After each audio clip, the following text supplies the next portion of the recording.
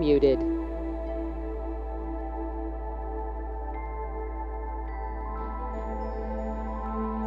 Good afternoon. All audio and video checks are good for webinar. I am now going into the background.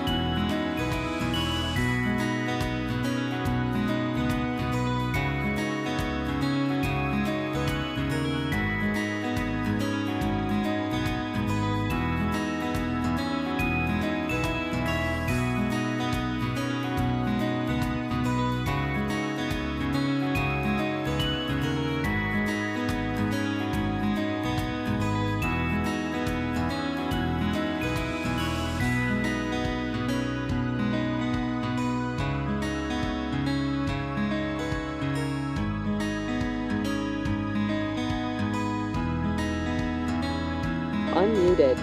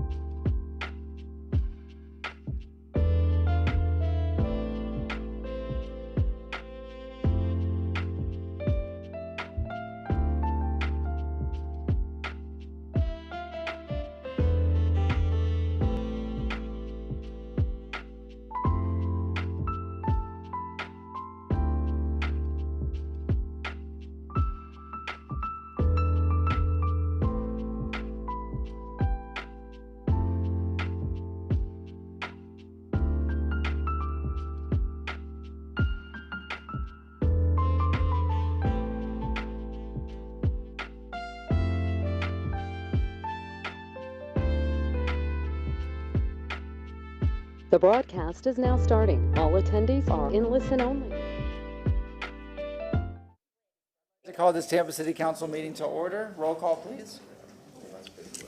Carlson. Here. Hurtak. Here. Clendenin. Here. Henderson. Present. Vieira. Here. Miranda. Here. Maniscalco. Here. We have a physical quorum. All right, can I get a motion to open all the public hearings? We have a motion from Councilmember Henderson, second from Councilmember Miranda. All in favor? Aye. All right, we're going to do some housekeeping here. Sir, item number 1 is to be heard after item number 9. Is that correct? Yes, sir. Okay. Can I get a motion to that So effect? move item number 1 be heard after 9. All right, we have a motion from Councilmember Miranda, second from Councilmember Clendenin. All in favor? Aye. Any opposed? All right, we have an email that we received requesting that item number 2 be withdrawn. So moved. Second. We have a motion to withdraw item number 2 from Councilmember Henderson, second from Councilmember Vieira. All in favor? Aye. Any opposed? All right, item number 6, we also received an email requesting that item number 6 be withdrawn. So move We second. have a motion from Councilmember Miranda, second from Councilmember Vieira. All in favor? Aye. Any opposed? Item number 10 was a misnotice, so we need to remove it from the agenda. So move. Motion from Councilmember Miranda, second from Councilmember Clendenin. All in favor? Aye. Any opposed? And item number 11, also a misnotice, we need a motion to remove. Motion to remove item number 11 by Councilmember Clendenin, second by? Second. Second by Councilmember Vieira. All in favor? Aye. Aye. Any opposed? Is that everything, sir? Yes, sir. All right, we have a motion to approve the agenda, and we have from Councilmember Second. Hurtak, second from Councilmember Carlson. All in favor? Aye. Any opposed? All right, since item number 1 is going to be heard out after item number 9, we're going to kick it off with item number 3. This is a quasi-judicial, as are everything going forward. So if you're going to speak on any items on the agenda, please stand, raise your right hand, and we'll swear you in. If you will be speaking at all this evening, please stand, raise your right hand. Do you swear or affirm that the testimony you're about to give is the truth and nothing but the truth? All right, we're going to start with item number 3. Good evening, Council. Eric Cotton from the City of Tampa's Divine Coordination Office. I have been sworn. First case on the agenda is SU 22401. The request is for a special use 2 for an air-conditioned storage at the property located at 610 Zack Street. The zoning is CBD 1, Central Business District 1. The applicant is K2 TPA Office LLC, and they're represented by Truett Gardner. The request is located on the block bordered by Polk Street to the north, Zack Street to the south, Pierce to the east, and Morgan Street to the west. At this point, I will turn it over to Emily Phelan from the Planning Commission. Thank you very much. Yes, ma'am.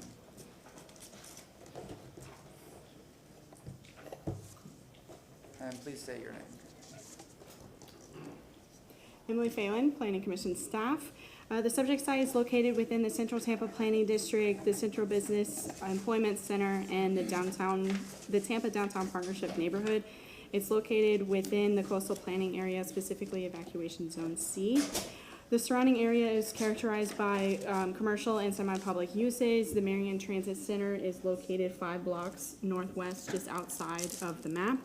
And the Tampa Fire Station is located here, and the courthouse is located here, amongst other commercial uses as well. And further to the north up here, just out of the aerial, is the Oak Lawn Cemetery and the Perry Harvey Park.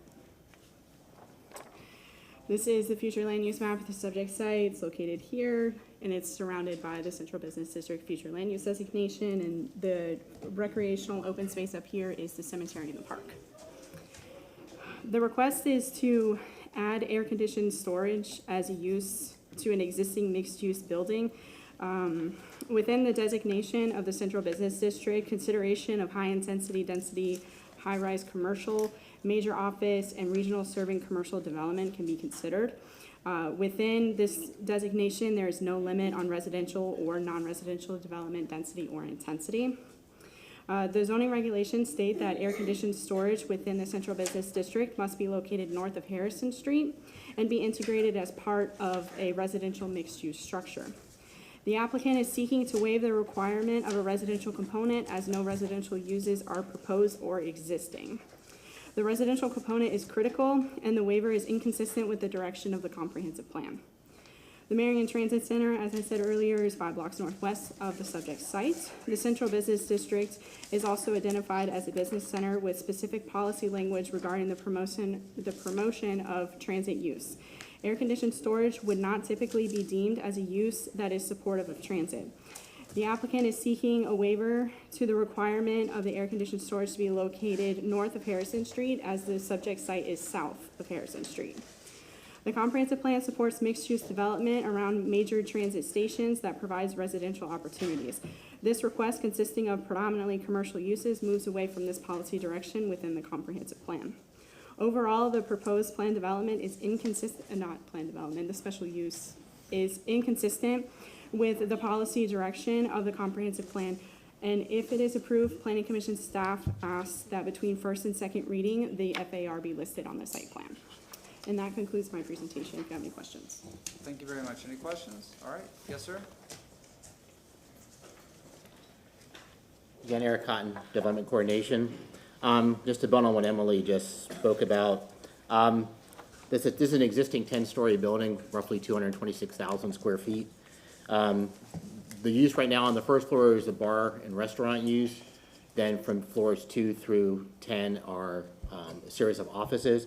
The applicant is trying to do an adaptive reuse of the site. Roughly 90,000 square feet of the building, about 40%, will be used for the air-conditioned storage. Again, you just saw this from the Planning Commission's perspective, but again, this is the building in question. The site, there is surface parking on the property. The building itself runs property line to property line with some surface parking in the rear. And I do have some photos to show just of the existing building. This is the view from Polk. This is the building in question. They're already getting ready for the football season. Building in question again, the view from Morgan and Polk. This is, I believe, the old bus station across the street, the Greyhound station. Again, so just some more photos of the property. The view from the building looking back at Morgan and Zack Street, and just some of the surrounding uses, the car repair establishment, again, the building, and looking back towards County Center. As Emily indicated, there are some revisions that need to be done between first and second reading, in addition to the request that The planning commission had, zoning staff also had some proposed changes to the site plan between first and second reading if council is inclined to approve the request. The revision sheet I'll provide to you, to council in a moment, has already been provided to the applicant. Council, any questions? Any questions? No, thank you very much. We have the applicant, come on up. Good evening, Truett Gardner, 400 North Ashley Drive. With me is Addie Clark, and I'll be brief on this. We have no objection to this from the notices that went out. We have full staff support with the exception of Planning Commission, but this is a unique project in that it's a very unique building. As what you saw from Eric's presentation, we have very limited windows. If we were to define an architectural style, I think it would be Berlin bunker style. So we're just trying to use the existing building. It's a special use. So if and when this site is redeveloped, which hopefully it will over time as development moves north through downtown, it would be relooked at and the special use for the storage would go away. That is not the intention long-term for this site, but the owner is trying to just breathe some life into what they currently have. They've activated the ground floor, as Eric mentioned. They've spent a considerable sum and actually relocated their office to the building, but they've got an abundance of space that absolutely has no windows. And so I know from the Planning Commission standpoint, they would like to see residential here, but from a Florida Building Code standpoint, you cannot have bedrooms, you cannot have closets if you don't have a window. And so they just want to use this site. Storage is needed given all the residential that's come downtown to the Channel District, to Gasworks and everywhere else. And so I think that this is a very suitable place for it. With that, I'll turn things over to Addie Clark, who just has a few slides to further demonstrate this. But thank you for your time. Good evening, Addie Clark, 400 North Ashley Drive. So we'll go through these pretty quickly. So again, Eric did a great job of going through the location of the site. It's just over an acre, current development being business professional office and bar and restaurant on that first floor to activate the ground floor. And again, the existing site, I think we're all familiar with it, just being down the road. And then the proposed development today is the adaptive reuse of the existing structure. Currently, most of the structure is office, but the first floor is that activation, part of that previous approval. The request is to allow up to 40% of the upper floors to be that air-conditioned self-storage use.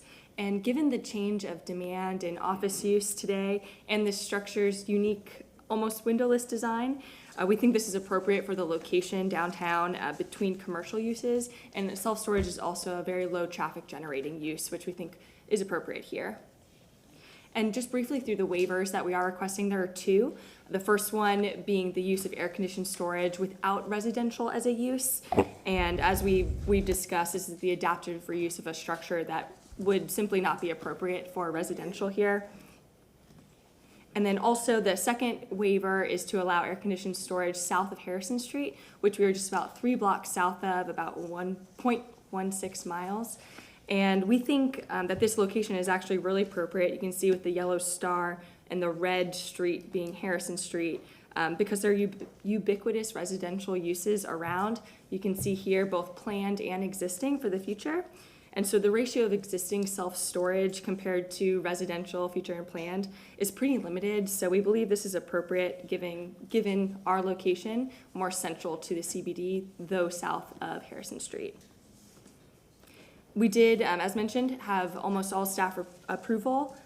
And then we believe this is consistent actually with the comprehensive plan because it's an adaptive reuse of that existing structure that is underutilized and quite limited in terms of what it could be. And then in addition to the decrease in office demand, the increase in storage demand supports this request. Thank you, and we're available for any questions. Any questions? No? Thank you very much. Thank you. Is there anybody in the public that wishes to speak on this item? And I don't see anybody registered. We have a motion to close from Councilmember Hertax and Councilmember Miranda. All in favor? Aye. Aye. Any opposed? Yes, ma'am. No, I want to. Oh, you want to read it? Okay, go ahead. Well, I'm not going to read it. Actually, I'm going to oppose it because, quite frankly, we shouldn't be building. Y'all approved one storage unit downtown, and I knew that that was just opening the floodgates. So we have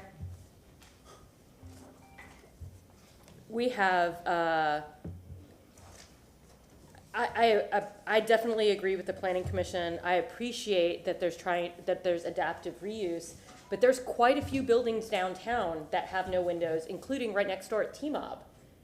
We don't want to turn that into self-storage. I think that if we open the floodgates, it's going to get worse and worse. I don't think low traffic use is a plus in the downtown core. So I'm actually going to move to deny SU, is this an SU? Yeah, SU 2401 for the property located at 610 East Zack Street due to the failure of the applicant to meet its burden of proof to provide competent and substantial evidence that the development as conditioned and shown on the site plan is consistent with the comprehensive plan and city code. Mainly that I agree with the planning commission and all of their objections, but I do not believe that this use is compatible and contiguous with the surrounding property or is a public necessity. This use does not conform with the comprehensive plan, and it will establish yet another precedent to encourage more of this type of development in the surrounding area. Do we have a second? Second. We have a second from Councilmember Clendenin. We'll take a, Yeah, I talked about it. go ahead, you want to speak? Yeah, this was one of those ones I struggled with a lot. Because we did approve the other storage unit, but the difference between this storage unit and the other storage unit is the other one was actually adjacent to, on the same block, in the same city block of housing. So other than the fact that there were two owners, it kind of was it kind of felt like it was in compliance with where the direction of the request or where the city wanted to go as far as planning. This area of downtown kind of, we talk about it all the time as far as like what the type of development we want to see and what we want to do down there. It's an important kind of almost a blank slate, and with the future hopefully re-envisioning of Marion Street and some other important things that are happening. I kind of concur with Councilwoman Hurtek about the importance of having that pedestrian, people-oriented types of development. So because in the urban core. So, and while I appreciate the applicant's need because of the obviously it's definitely a weird building. I mean, it's absolutely a weird building. I feel as we're reinventing the city, it's just not the direction that we should go, and that's why we have land use and we have this planning and the vision of what we want to see for the city of Tampa, and it's just there's not enough compelling evidence for me to say that it's worth waiving our planning rules for the city of Tampa and the urban core to approve this. Thank you. We have a motion and a second. Any further discussion? Councilmember Carlson? Yeah, it's funny how we all have different opinions at different times, but I disagree with the idea of prohibiting storage downtown, and gladly approved the last one and will approve this one. This building is a very, very unique building. I think, I don't want to open the case again, but I think you all said that you were going to activate the ground floor, and the upstairs of it. We didn't talk about the lifespan of this building. It doesn't seem to me like it's very long, but this is a reasonable reuse for a certain period of time. There's empty lots all around this, and we can or not that far from this, and we can redevelop those to activate them more. Councilmember Miranda, do you want to speak? No? Pardon me? Did you want to speak? No. Okay. All right. Well, yes? For the question for the applicant. We We have to reopen. Okay, yeah. We have a motion to reopen. We have a motion to reopen from Councilmember Miranda, second from Councilman Vieira. All in favor, aye? Aye. Any opposed? Yes, sir. Do we know what year this building was constructed?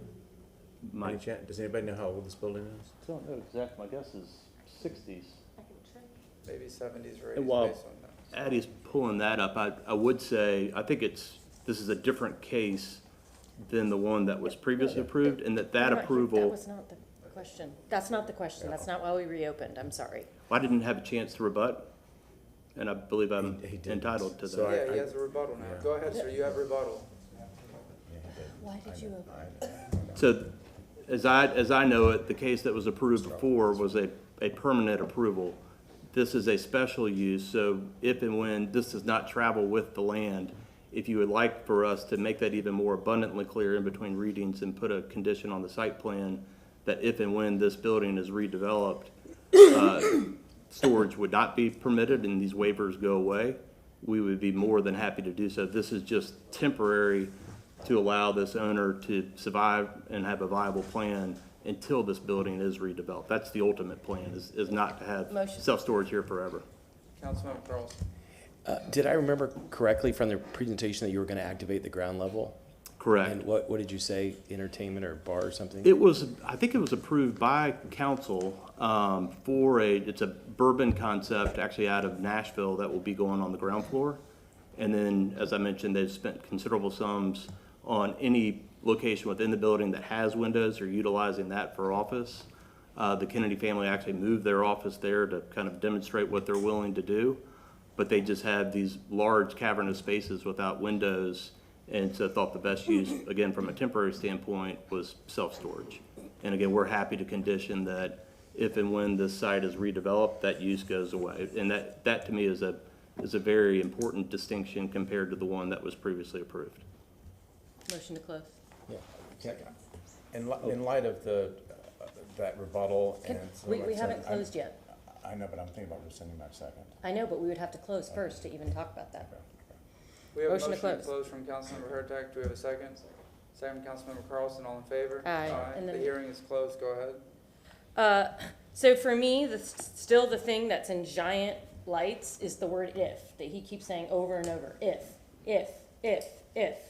And quite frankly, it may never change because they're gonna get money for doing storage. It's not our problem with the business struggle. I mean, downtown is supposed to be for business and people, not for stuff. So I'm sorry, but this giant if, to me, if means never. I don't believe ifs, because if you can't, I mean, you can tell me all you want, but you gotta show me. And there's nothing that says that they're gonna decide to close this. I mean, I'm just absolutely shocked and disappointed that this council will approve storage facilities in our absolute downtown core. I'm just shocked by it. I was shocked at the first time, and Does it matter that it was 40%? yeah, it does. Because it's supposed to be 40% with housing. It's not supposed to be 40% with office. But it doesn't have any windows. That's not our problem. That's not our problem. If what it does is encourage them to demolish it and build something more appropriate sooner, then great. Let the market should dictate. And right now they're asking us to put a giant foot on the market. That's not our problem. Does your motion to deny still stand? Yes. Is there a second? Is there a second? Is there a second? The motion to deny fails for lack of a second. Councilmember Miranda, would you like to read item number 3? I'll read it, sir, see what happens. Item number 3, file number SU2/24/01. Let me get to the right place here. And the revision sheet as well. And can you also add the stipulation in that he added? That it doesn't travel with the land. Yeah, It can't travel with the land. but he said he's willing to put it explicitly in. But it doesn't matter. It's an SU2. Question, if I can, and I guess this way may require it to be open, but does staff need a specific note or thing to be placed between, an agreement, at least between staff and the applicant for first and second reading? We don't have to reopen for that unless it's required, I guess. Eric Cotton, Development Coordination, if council would like that condition placed on, it should be added to the site plan between first and second reading. I think if we have a memo by the applicant that requests this, if some future owner comes back and says, look, why can't we just change it? We'll say, well, look, we had in here that specific. That might not be, that would not be, excuse me, I'm sorry, Martin Shelby, City Council Attorney, that would not be, a memo in a file would not be the same as having it as a note on the site plan for a change of use. So obviously. Yeah, that's what I. So what I'm asking though is there anything that needs to be specifically put on the record between first and second reading so the note fully reflects what the intent of council is by agreement and stipulation of the applicant? What needs to be said? On Upon redevelopment of said site, the self-storage use will cease and not be carried forward. And with that, without having to reopen, unless we need to, but is that stipulated by the applicant? Mr. Gardner, would you state so? Yes, absolutely. Okay, thank you. That would be sufficient, Mr. Chairman. Thank you very much. Councilmember Miranda. Okay, we're talking about item number 3. It's a public hearing application for K2 TPA Office LLC property generated 610 East Zack Street, special use request for air-conditioned storage. Ordinance presented for first reading, an ordinance approving a special use permit, SU approving air-conditioned storage in a CBD/1 Central Business District, zoning district in the general vicinity of 610 East Zack Street in the city of Tampa, Florida, and more particularly described in section 1 thereof, providing an effective date. And let me read this here.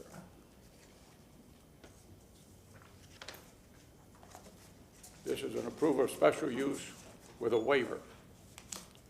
Upon the written record of the hearing and testimony received during the hearing, which established the applicant's compliance with goals, objectives, and policy in the comprehensive plan. The use will ensure the public health, safety, and general welfare if located in and proposed and development operating according with the plans submitted. The use and compatibility and contiguous and surrounding property of the use of public necessity. The use is conformity with the comprehensive plan. The use will not establish a precedent or encourage more intensive or incomparable uses in the surrounding area, with attention given to the ingress and egress of parking and loading, refuse and service areas, lighting, utility, drainage, ability to control potentially adverse effects. And the revision sheet. And the revision sheet. We have a motion from and the stipulation as mentioned by the applicant. And all the stipulations that the applicant put on the record should be included in this final decision. We have a motion from Councilmember Miranda with the second Councilmember Vieira. Roll call vote. Clendenin, Yes. Henderson, Yes. Vieira, Yes. Miranda, Yes. Carlson, Yes. Hurtak, No. Maniscalco. Yes. Motion carried with Hurtak voting no. Second reading and adoption will be held on August 22nd, 2024 at 10 a.m. located at Old City Hall, 315 East Kennedy Boulevard, 3rd floor, Tampa, Florida, 33602. Thank you very much. Item number 4.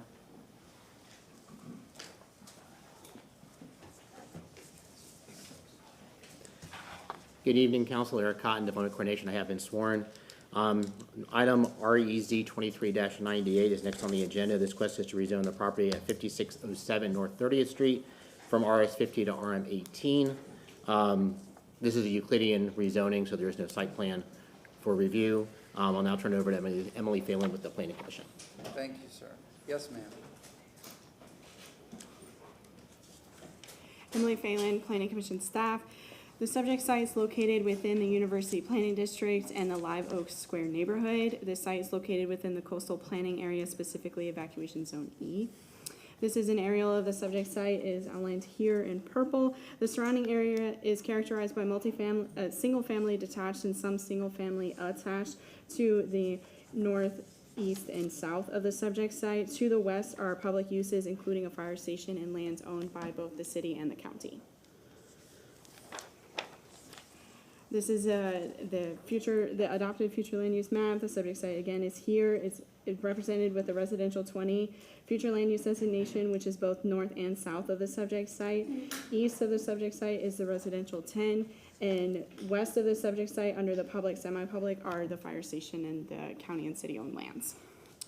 Planning Commission staff reviewed the request and found no adverse impacts to the surrounding neighborhood and finds the request will provide infill development on a site that is presently underutilized. The site is approximately 650 feet from East Hillsborough Avenue, which is down here, which has heavy commercial uses. And it's a designated transit emphasis corridor.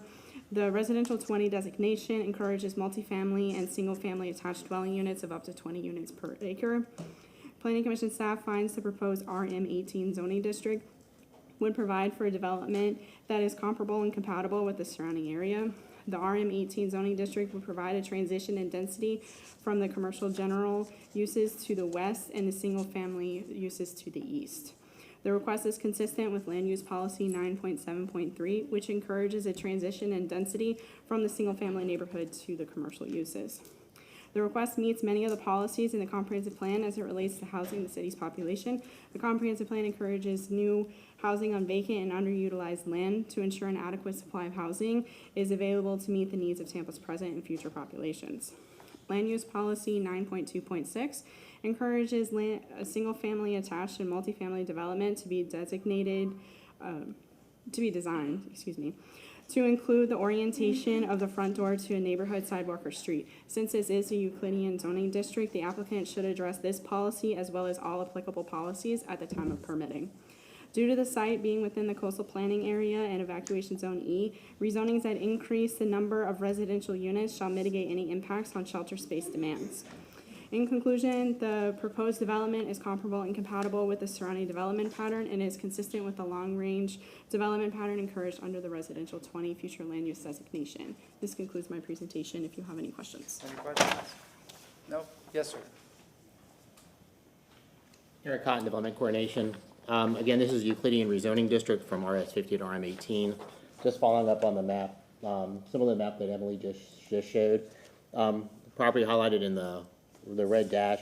30th, North 30th is a collector road. That is one of the reasons why we found this, the staff found the request consistent also. And across the street is, let me just run through the photos. I'll do that real quick for y'all. This is the subject site as it exists right now. Across the street, to the northwest is a fire station, and across the street, directly across the street from the site itself, the ball fields for Carver Center High School, and surrounding the property again so it's residential surrounding it. With the RM18, the highest density they can get on that site, it will be 2 units. So most likely the property owner, when they do develop a site, will develop it as a semi-detached piece of property. Council have any questions? Any questions for the gentleman? Nope. All right, thank you. Thank you very much. Do we have an applicant for this item? I have somebody registered online, a Burnell Newton. I don't know if that person is, are you here, sir? Come on up. Were you sworn in when we asked everybody to stand? No, we'll swear you in once you come on up. And we've had a lot of new people come in since. If you were not sworn in a few minutes ago when we began the meeting, please stand up if you walked in within the last half hour, and if you are going to speak so we can swear you in. Do you swear or affirm that the testimony you are about to give is the truth and nothing but the truth? Yes. Thank you very much. Yes, sir. Please state your name. Glenn Utley. You're the applicant, sir? Yes. Go ahead, sir. The owner wanted to build a duplex on the property. So since the future land development allowed that, he just wanted to change the zoning from what it is, R.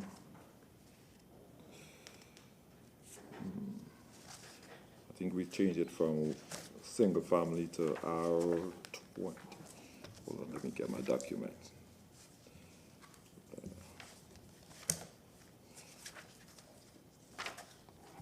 Yes, it's changed it to RM18. Okay. From RS50 to RM18, that's it. Is that it? Yes, all we need to do is just get since it's within the plan development, that's all we need. Okay, is Mr. Newton online? Yes? Mr. Newton, do you wish to speak? If you do, I'm going to have to ask you to be sworn in.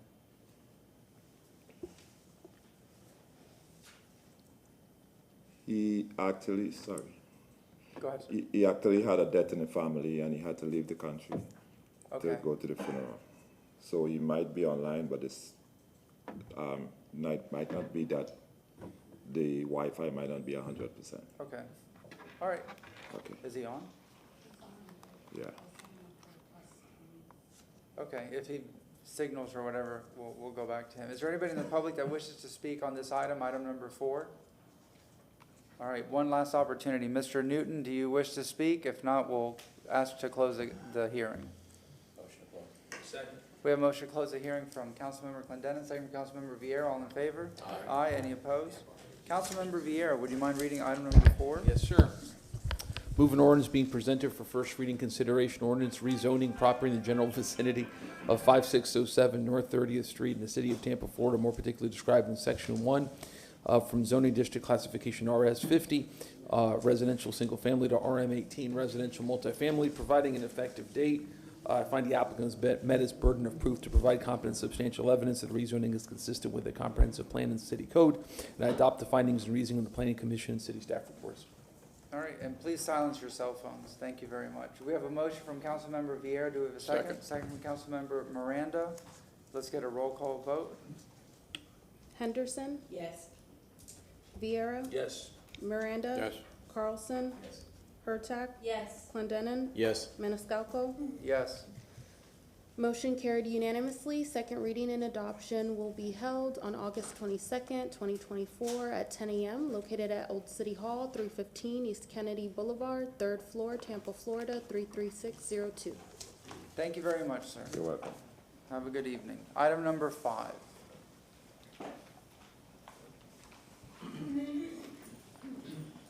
Good evening, Council. Eric Cotton, Illinois Coordination. I have been sworn. Item number 5 is REZ 24-12.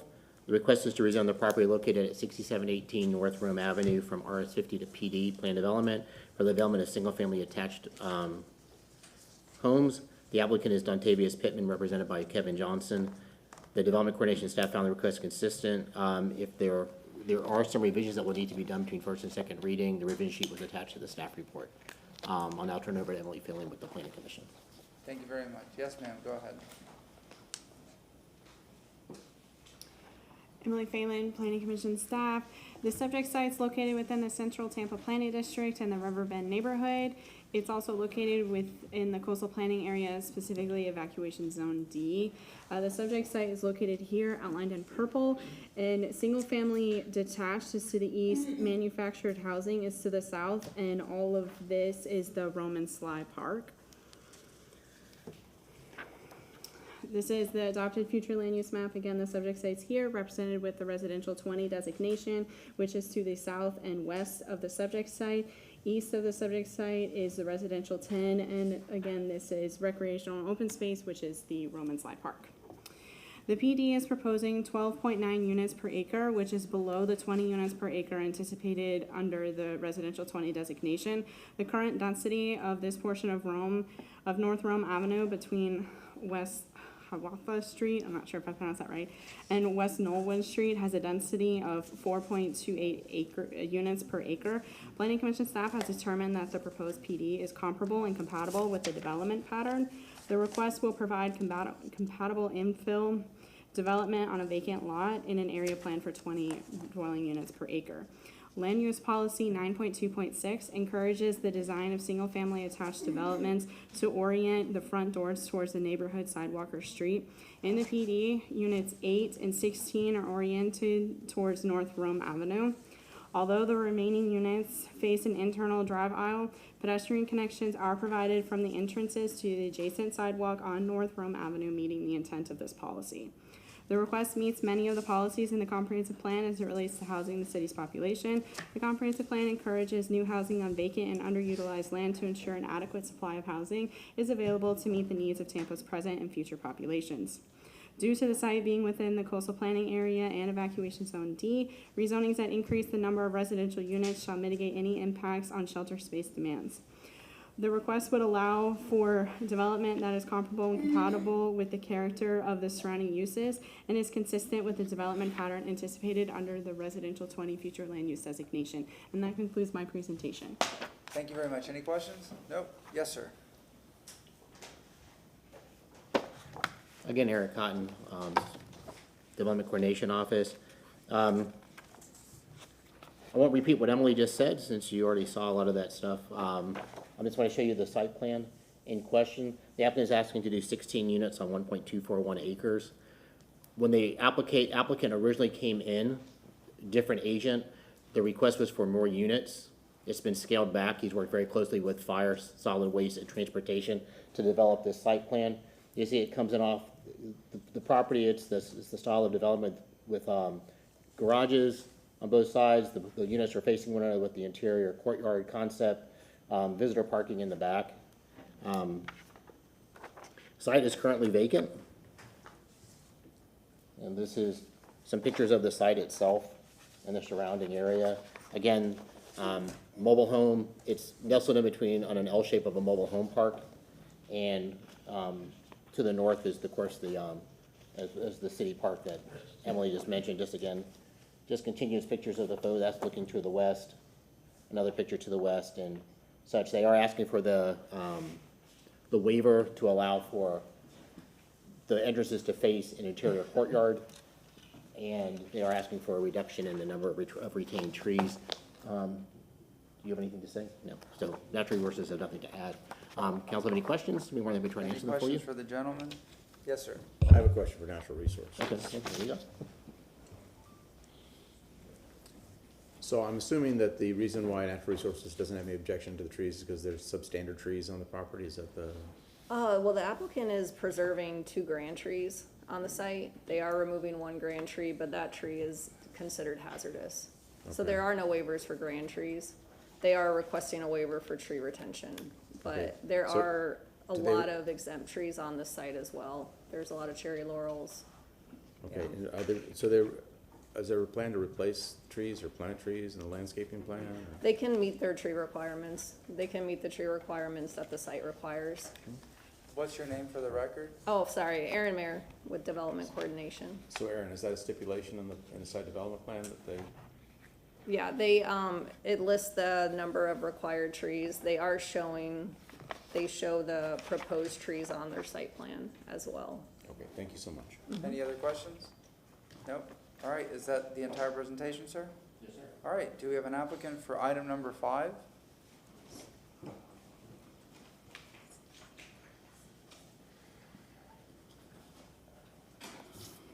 Yes, sir. Please state your name. Kevin Johnson. So just do a quick run through. They've kind of said everything. Excuse me. Again, it's a rezoning proposal going from RS50 to a PD, as has been stated, single-family attached townhomes.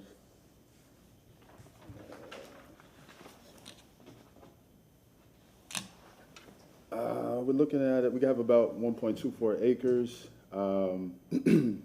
As stated, we're looking to put 16 units on this, which is a reduction from what we were doing initially, which allowed us to maintain the grand trees on the site, which is obviously a big thing in Tampa right now. And here's another look at the site plan.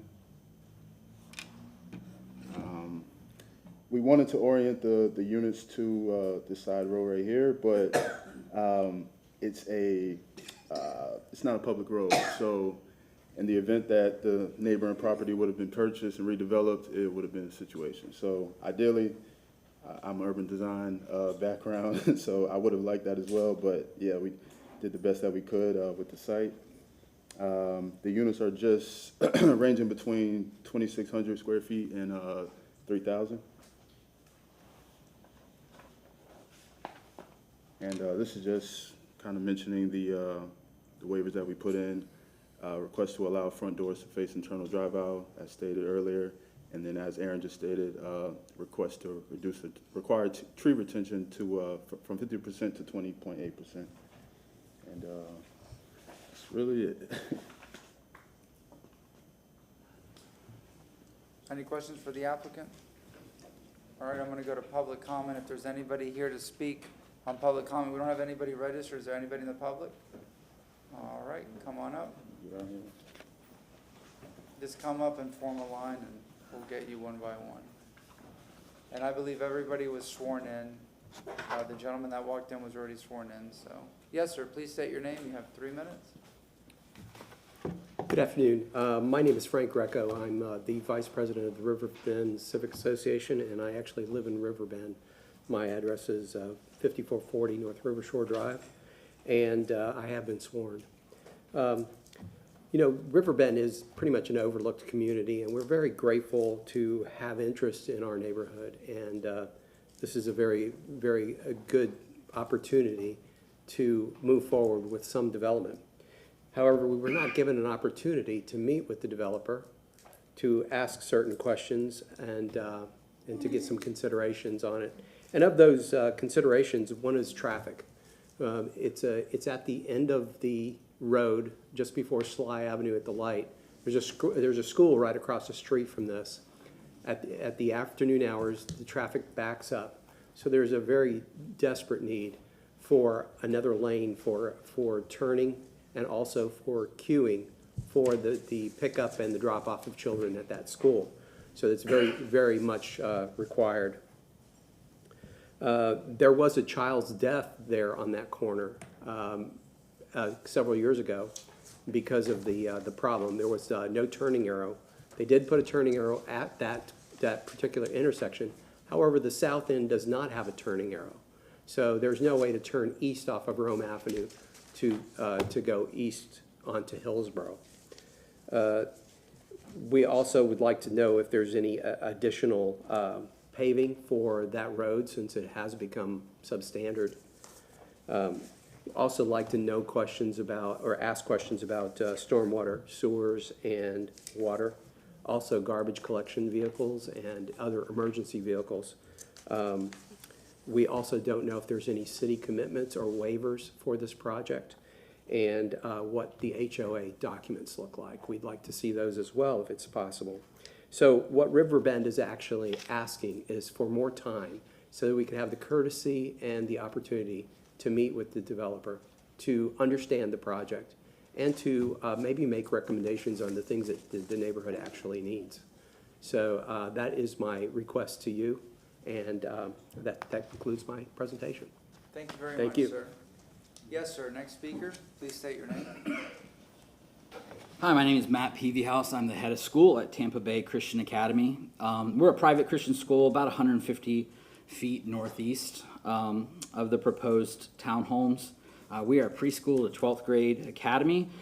We represent about 250 families and about 60 employees. And about 99% of our students receive a full scholarship to be a part of our school. We're growing and expanding in other locations, not in the location there, just so everybody knows. We have dozens of students that live in the Riverbend community, that walk, that are coming from there. Traffic is unbearable on North Rome. We know that, especially between Hillsborough and Waters, and at that light specifically. We can't handle the traffic that's there most days. We seek to not block the roadways.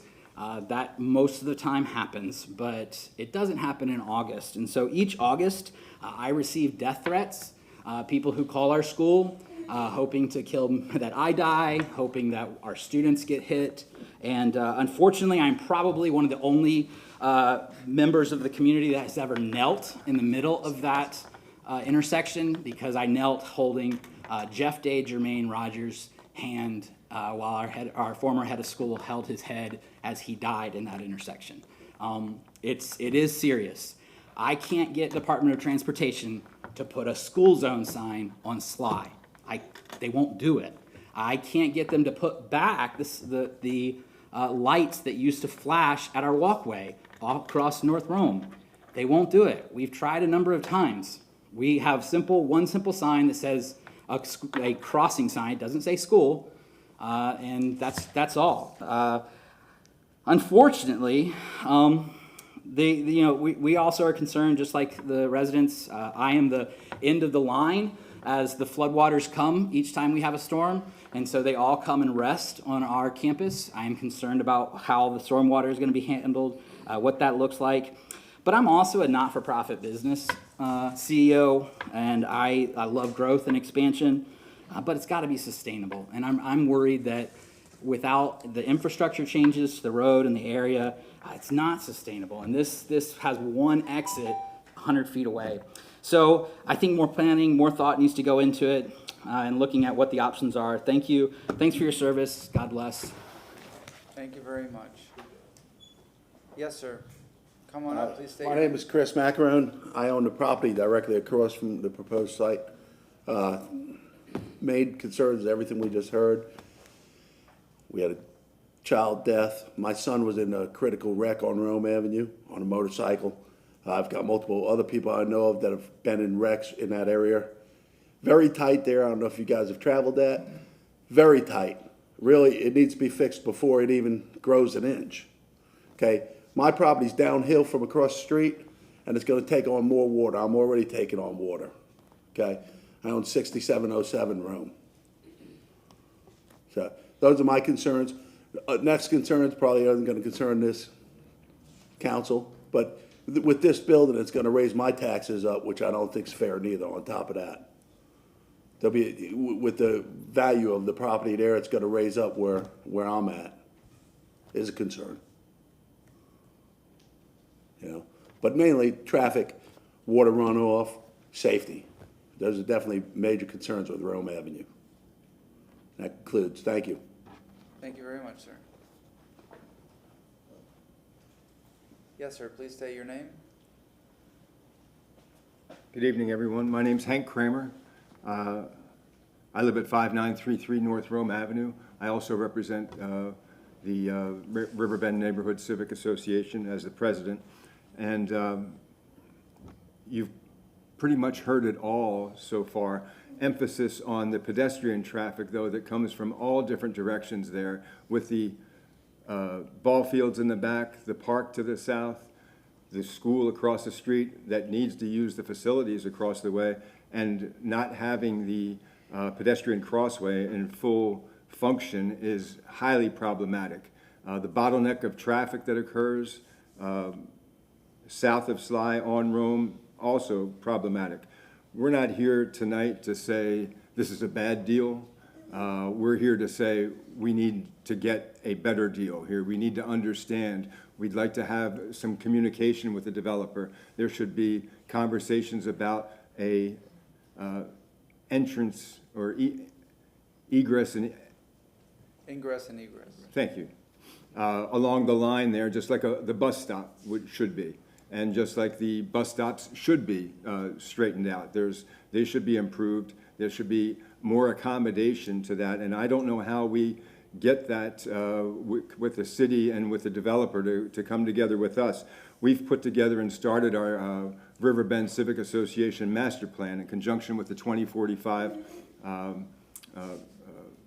comprehensive plan. We expect to be named a heritage neighborhood, and we've got great plans for what we want to do in the neighborhood. We've got a lot of activity that's taken place already with the ADUs and with the lot splits.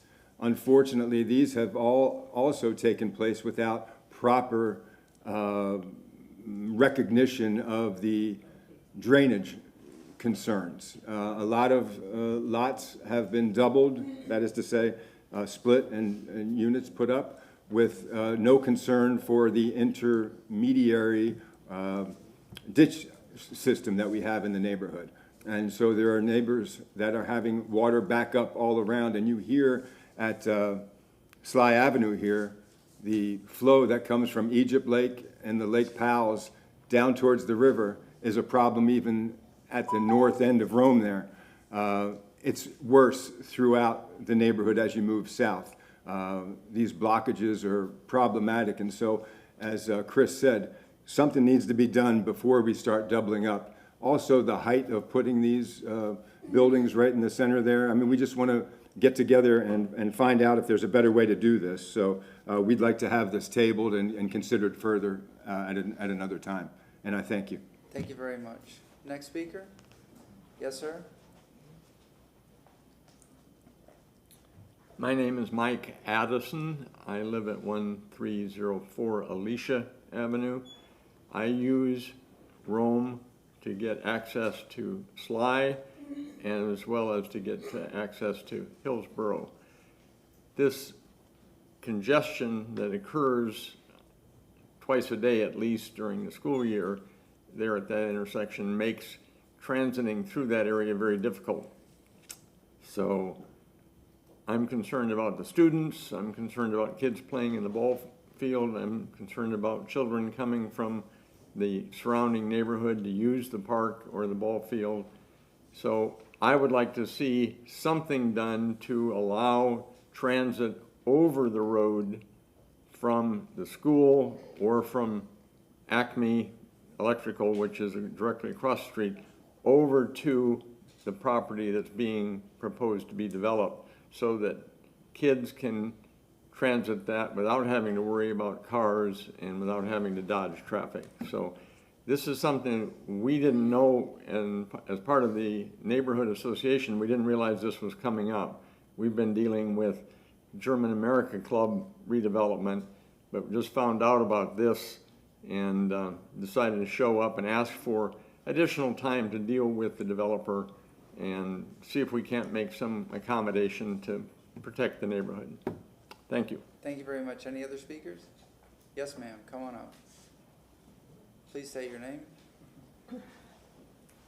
My name's Allison Date, 2403 West Chicago, and I have been sworn in. I have had the pleasure of visiting one of their the Riverbend's meetings, and got to talk to a lot of the people there. And first of all, I wanted to say thank you to the developers for saving 2 grand trees out of the 3. So I really appreciate that. And I'm glad you asked questions about it. That made me happy. So I'm with both T-TAG and Sierra Club.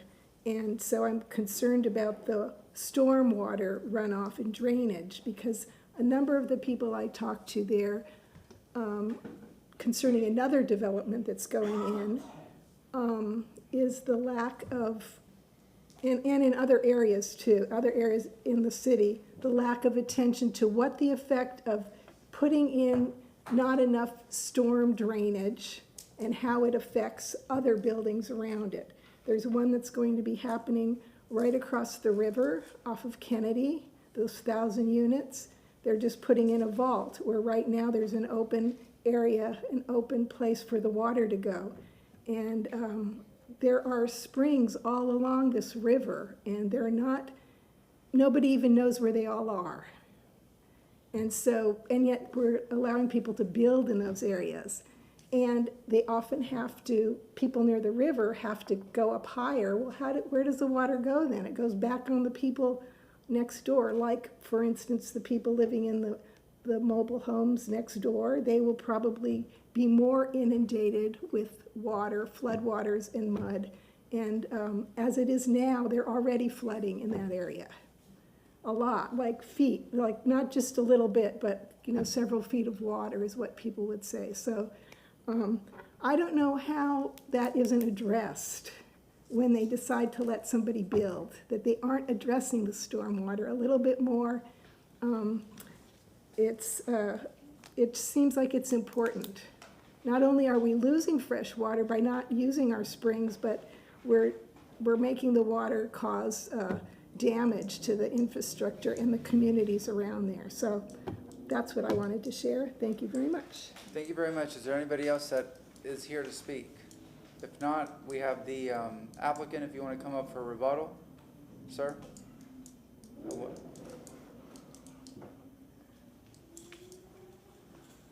So we heard from the public. I was very disturbed to hear from the gentleman at the school about the death threats, the things that he said. I know this world is a crazy place, but that's a separate situation from here. And I'd like to work with transportation on, separate from this, about the pedestrian crossing and everything. And I heard that. But we heard from the public, and I heard a lot of, we would like more time. Would you be open to the suggestion of continuing this, meeting with the neighborhood, sitting down with them? They have a lot of concerns. They live right there. I guess my team and my client, we've been working on this for some time. This item has gone since the end of last year. And then I guess just respectfully, also the public notice, to my understanding, that's the point of putting out a public notice, right?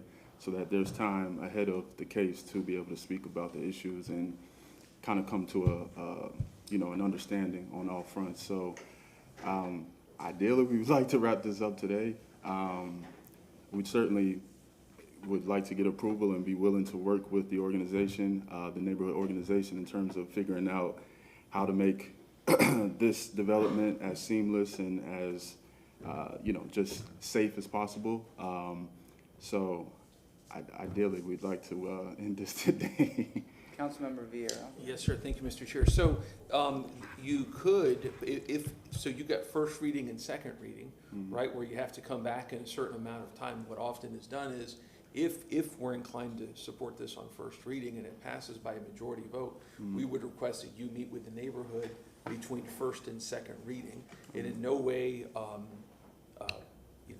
has any bearing on today whatsoever, but it's always a request that's done. It's something that I would really like to see in light of some of the requests, because yes, you do, and again, there are your legal obligations that you have, and then we can talk about outside of our decision here, a request to meet, which by the way has no bearing. I'll see myself supporting this, by the way, so I'm not, just for the record for legal, I'm not over here holding it going, hey, meet with them and then you get my vote. But just from a civic perspective, I was moved by some of the neighborhood's concerns, because again, when you're talking about a development and you put a notice out there, people have questions. And so if we do support this between first and second reading, I would request that you maybe get some of these folks information, meet with them between first and second reading. I am inclined to support it though. So again, that's not a condition. Councilman Miranda and Councilman Pertek. I've heard a lot of stormwater and runoff and so forth from the property. If I recall, there's a law that says you must retain your own water on your own property. Am I correct?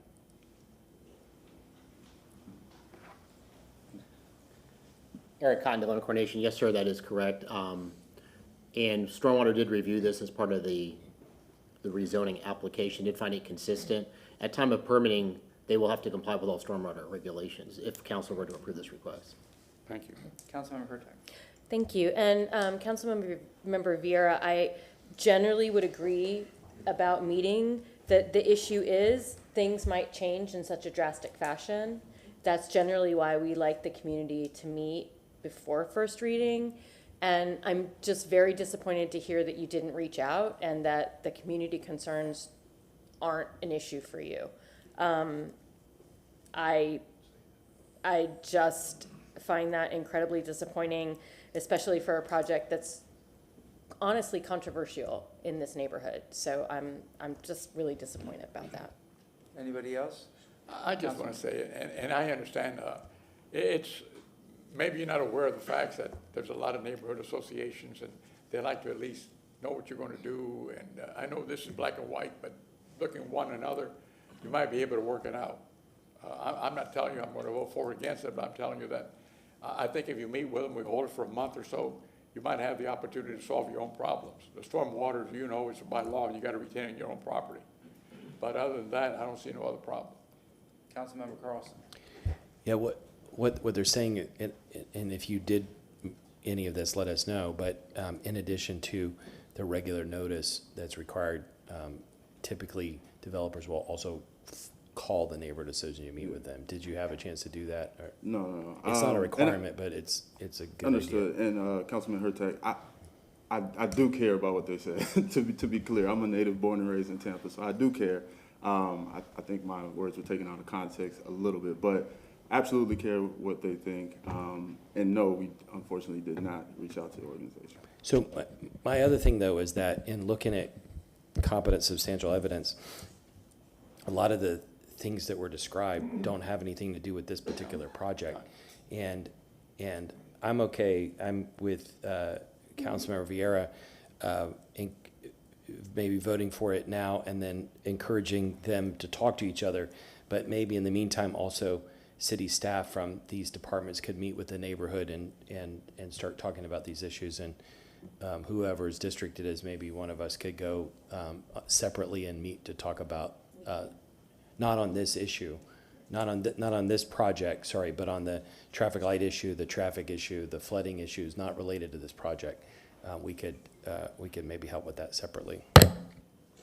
All right, Mr. Shelby, want anything? All right, we've spoken a lot, but it's your time for rebuttal. You've heard comments from the public and from us. You have a 5-minute rebuttal time. I'd just like to say my partner and I, we represent on behalf of our client. We're born and raised in here from Tampa. I think the required green space was 5,000, 5,600. We've provided just under 21,000 square feet of green space. So we understand some of the major concerns from a citywide perspective from residents. As Councilman Carlson said, some of the issues in terms of flooding and transportation with traffic and you know, accidents and everything, obviously that's something out of our control. We'd like to do whatever we can to make sure that our development is as cohesive as possible with, you know, the existing neighborhood. But yeah, that's really all I have to say. Councilman Beer. Yes, sir. Thank you. And so then what happens is we're going to do a motion to close, right? When then you're precluded from speaking further. If we were to move this to second reading, would you commit to meet with the neighborhood between first and second reading? I say that just so we'll have that information based on your word. Yes, sir. Thank you, sir. Councilmember Carlson. Also, very often if people don't give us their full credentials, we ask them to talk about their credentials. You said, I think you're an architect or urban planner. Could you just quickly, my background? Yeah, just quickly go through your credentials so we can see where you're coming from in terms of the planning of this as well. As I said, I have a architecture and urban design background. I went to Tampa Bay Tech, graduated from that program, architecture program. I went to FAMU architecture. I've worked for the city of Tampa in the urban design department. I've worked for some local developers in Tampa, and now I work for a pretty big retail and apparel, retail and apparel company. Have stores all the way from Tampa to New York, and I'm the construction manager on that. So pretty well versed in the industry. As I said, my partner and I, Dontavius, we've been really aggressive about affordable housing, and just trying to keep Tampa, honestly. So that's my background. Anybody else? If not, I'll ask for a motion to close. We have a motion to close from Councilmember Vieira, second from Councilmember Clendenin. All in favor? Aye. Any opposed? Councilmember Henderson, it was your turn. Yes, I had some comments first. I'm sorry? I had a comment first. Oh, go ahead. Yeah, I mean, I can't support this for multiple reasons. One of them is definitely the tree retention, but the bigger reason is the aisle style development. I will continue to vote against this as we are not doing a good job of creating connections to communities and streets. Councilmember Clendenin. I'm simpatico with that, about the aisle style development, and I struggled with this one as well as the previous issue we had before us. The only difference in this, and I kind of, we had a similar issue out in Henderson because of the location with the doctor offices and things. It wasn't a cohesive opportunity to interface with community. And this, the way it backs up to the parks, that busy street, that mobile home park, which probably will be in perpetuity because it's difficult to get rid of those, and that is a private street behind it. It's a much more complex issue, and if not this, what? Like, what could you develop in this area that doesn't look like that because they can't orient that side of the property to a street? There's no street. It's literally only one street with that longer, deep property. So I think this is such an unusual piece of property that I can give way to my innate feeling that the outside properties are not the direction for creating a cohesive community. But I appreciate the input on that because I had the same concern, but this one I just felt like was a little bit different. Councilmember Clendenin, would you like to read this? Yes? As I said, I'm okay voting in favor of this to move it forward. But the applicant has said, and the neighborhoods have requested that there be meetings in between. And so I can't promise I'll vote for it in the second reading, but the first reading I'm voting. Mr. Shelby, Councilman Vieira. Martin Shelby, City Council Attorney. We've had this discussion before, City Council. There is no requirement in your code that you create that mandates that this kind of information and neighborhood community meetings. A lot of jurisdictions have that in their code. Tampa does not, so that is not a basis for approval or denial of this case. Councilman Vieira. Yes, sir, and I think Mr. Shelby gave some folks some ideas, I'm sure. But so a couple of things. When I hear the neighborhood here, Like, I think it may have been Councilman Carlson said that a lot of the things that are stated are not necessarily relevant to this development, but are larger policy issues. So that's number one. I think the majority sentiment that I heard out of the neighborhood, again, one I'm very sympathetic with, which is they just want more information on this, so that they can make an informed decision. And again, I'm very sympathetic to that. Mr. Shelby, of course, said that you're not mandated, or that the applicant, I shouldn't speak to you because it's closed, is not mandated to meet with the neighborhood. We can't make that a condition. It's my personal preference. But again, I'm inclined, like I said, to support this, but this is first reading and then there's second reading, so. Ma'am? Thank you, Chair. I'm always inclined to support affordable housing. There just happens to be 16 substantial sized units. Say it again? Yeah, he said it was affordable. No, I said that's our. Wait, you're taking testimony. If you want to reopen and have a discussion about affordable housing, whether that's how relevant about in this this? case. I can rephrase that it is substantial size housing for families. 2,600 to 3,000 square feet is what you said. So that was appealing to me, and I thought about families having an opportunity to have substantial space. Yes, Councilman Carlson. I just, Yeah, but I was since, still talking and I heard sorry. some distraction, but go ahead. no, go ahead. Go ahead. Staff found it consistent, and, I'm okay with that, but I do encourage you to talk to the neighbors. And Miss, Wait, Councilmember Carlson, you're recognized.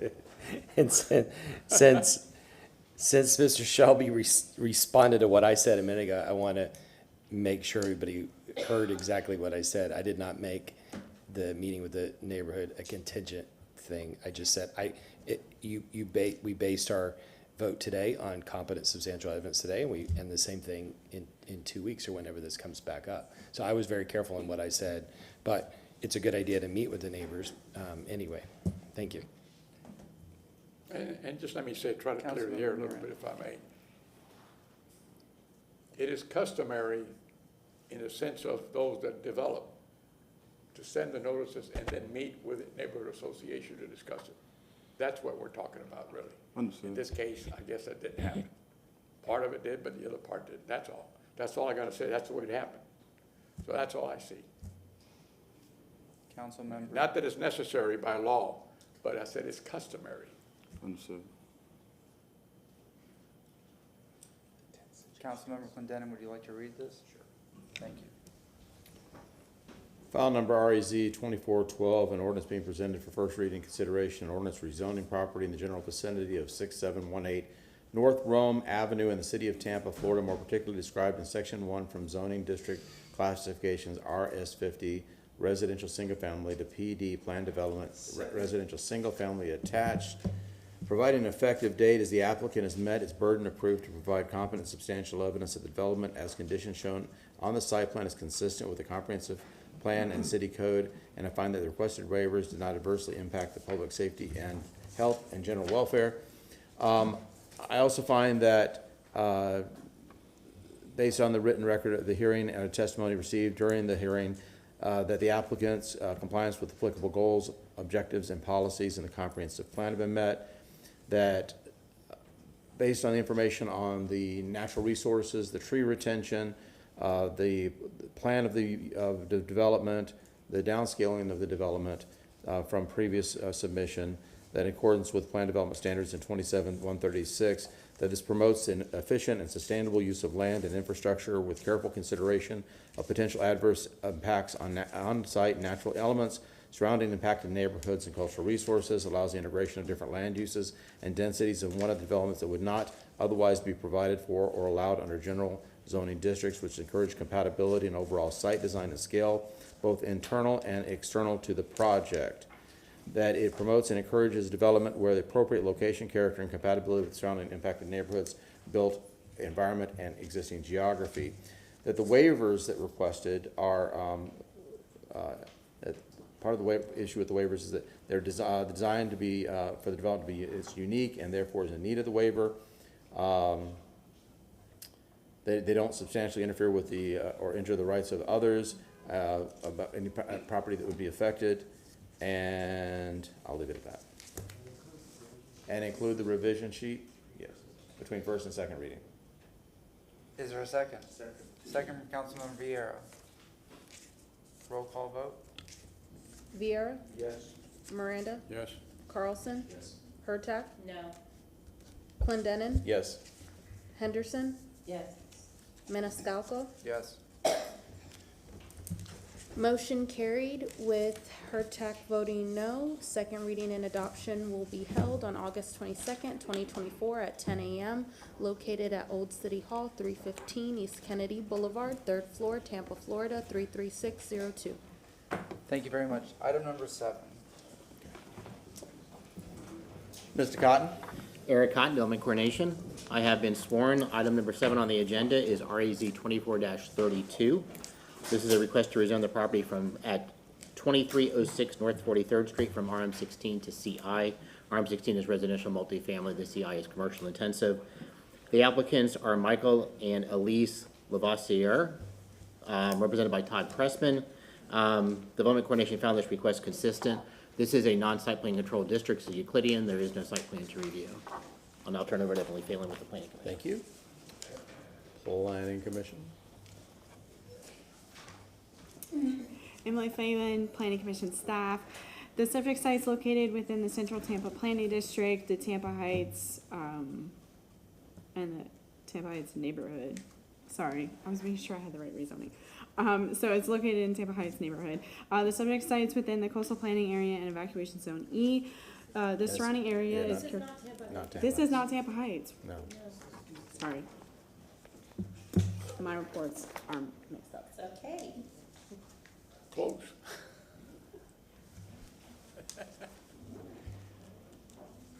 Just down the road a spell.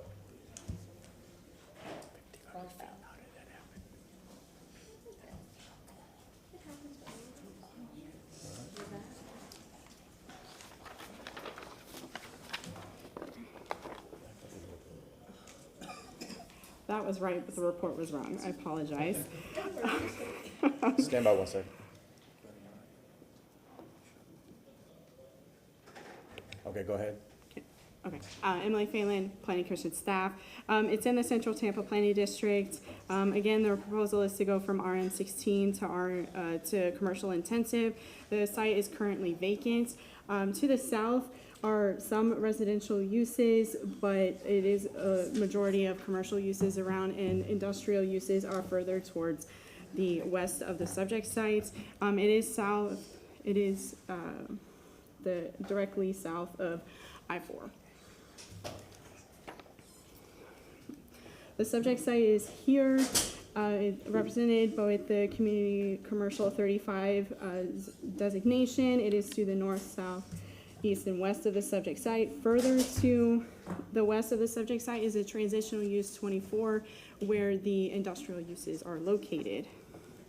The comprehensive plan encourages a mix of uses, commercial development, and employment opportunities in close proximity to each other while providing policy guidance to ensure compatibility and sensitivity to residential uses through buffering, development scale, design context, and transitions between adjacent buildings.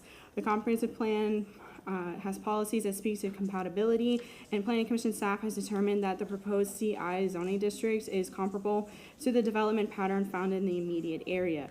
The rezoning will also allow for infill development and the redevelopment of a vacant site. With that, Planning Commission found that the proposed CI zoning would allow for development that is comparable and compatible with the character of the surrounding uses, and it is consistent with the development pattern anticipated under the CC 35 future land use designation, and that concludes my presentation. Thank you, Emma. Yes, sir. Again, Eric Cotton, Development Coordination. Just to summarize, again, this is going from RM18 to CI. It's about a 0.4 acre parcel. Just as I go through the pictures, you'll see some of the pictures are this is the site in question. Across the street is heavy commercial or industrial uses. To the west, it's the same kind of use. As you go south, there are some RM16 across. On the other side of the interstate is IG zoning. This is the property looking south.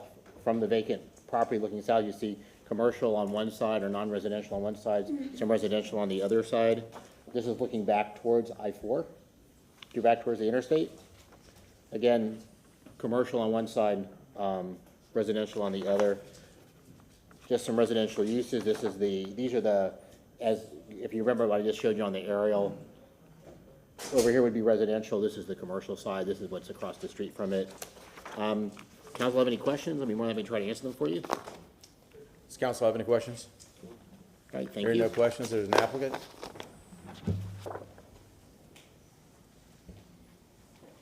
Mr. Pressman.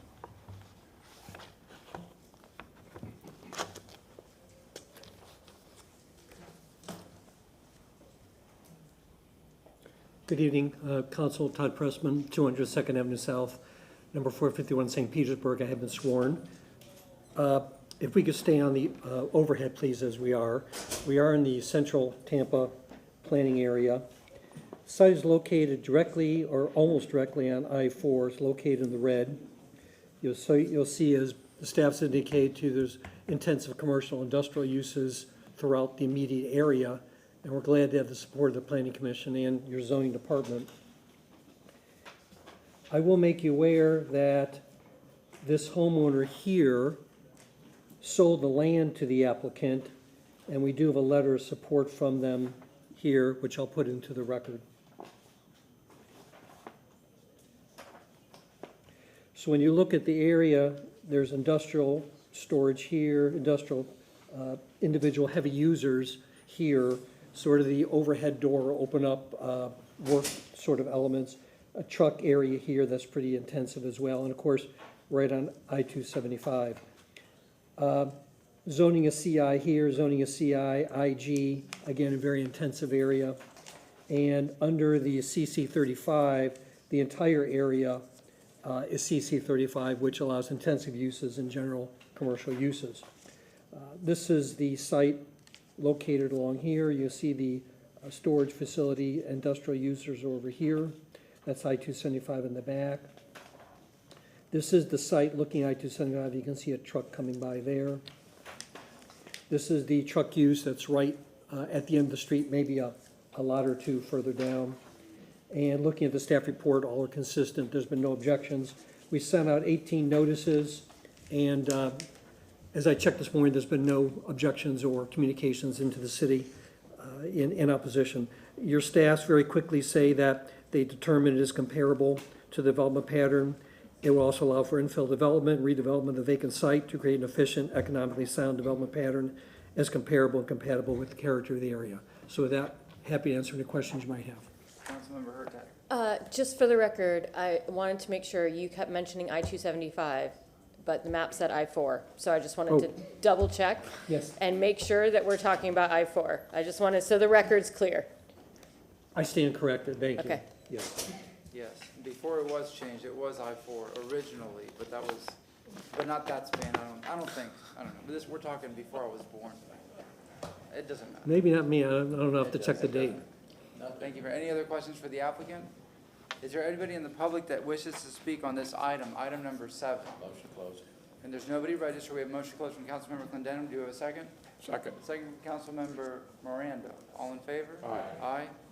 Councilmember Hurtak, would you mind reading item number 7? Yes. File number REZ 24-32, ordinance being presented for first reading consideration, an ordinance rezoning property in the general vicinity of 2306 North 43rd Street in the city of Tampa, Florida, and more particularly described in section 1 from zoning district classification RM16 residential multifamily to CI commercial intensive, providing an effective date. Second. We have a motion from Councilmember Hurtak, second from Councilmember Clendenin. Roll call vote. Miranda, Yes. Carlson, Yes. Hurtak, Yes. Clendenin, Yes. Henderson, Vieira, Yes. Maniscalco. Yes. Motion carried with Henderson absent. Second reading and adoption will be held on August 22nd, 2024 at 10 a.m. located at Old City Hall, 315 East Kennedy Boulevard, 3rd floor, Tampa, Florida, 33602. Thank you very much. And for the record, Councilmember Henderson will be gone for the rest of the evening. Council, Mr. Cotton, number 8. Eric Cotton, Development Coordination, I have been sworn. Item number 8 is RAZ 24-44. This is a request to rezone the property located at 5402 Laurel Street, along with folios 112445.0010 and folio 112485.0177. That is a correction from the original staff report. There was an extra 0 in the second folio number. Just correct that for the record. The applicant is Laurel Street Commerce Center Condo Association, represented by Addie Clark. Development Coordination found the request consistent. I'll now turn it over to Emily Phelan for the Planning Commission's report. Thank you very much. Yes, ma'am.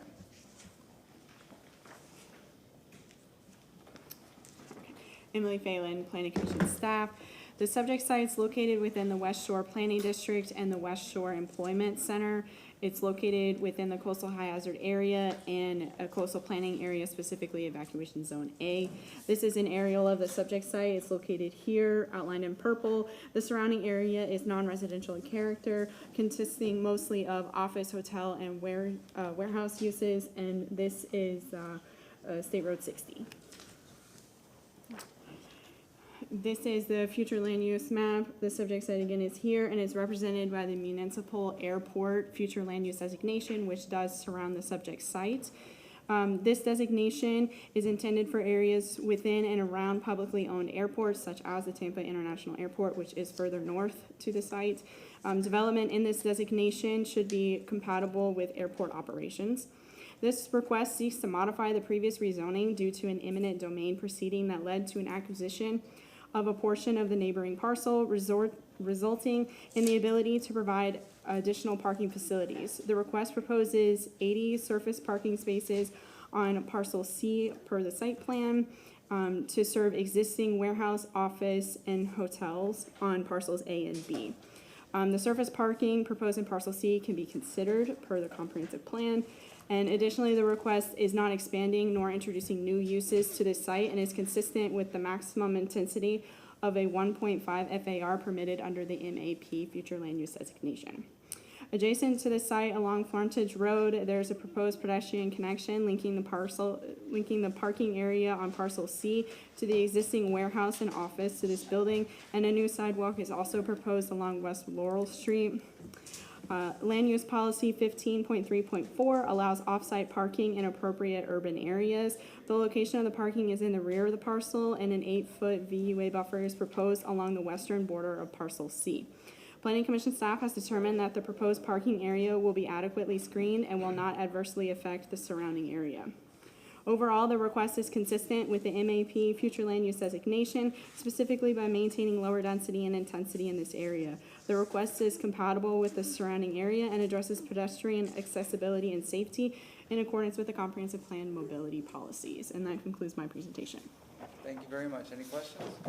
Yes, sir, Mr. Cotton. Eric Cotton, Development Coordination, just following up on Emily's presentation.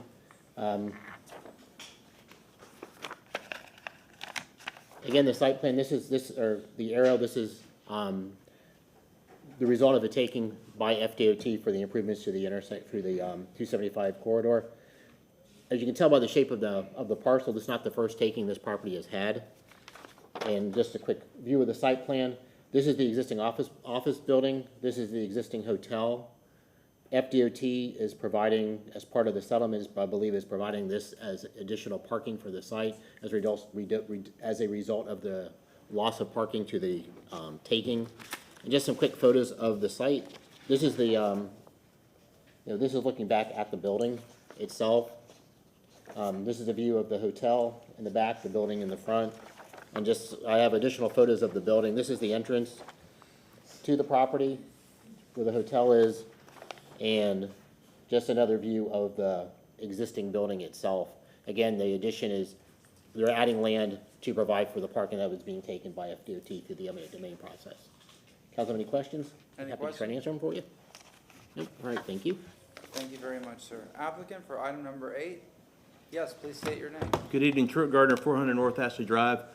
Emily and Eric did a great job of framing this. This is not something that we are seeking or wanted to request, but it's the result of the widening project of FDOT.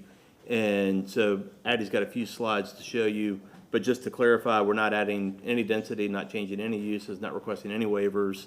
Solely, it was taken, property that was taken on the west side of the property, and you'll remember the Social Security office immediately to the south, that was displaced and broken up, and so we're adding some parking that was negotiated through the eminent domain settlement. So with that, Addie's got a few slides that really do a good job of showing this, and we're happy to answer any questions. I'm so sorry, I might need 15 seconds.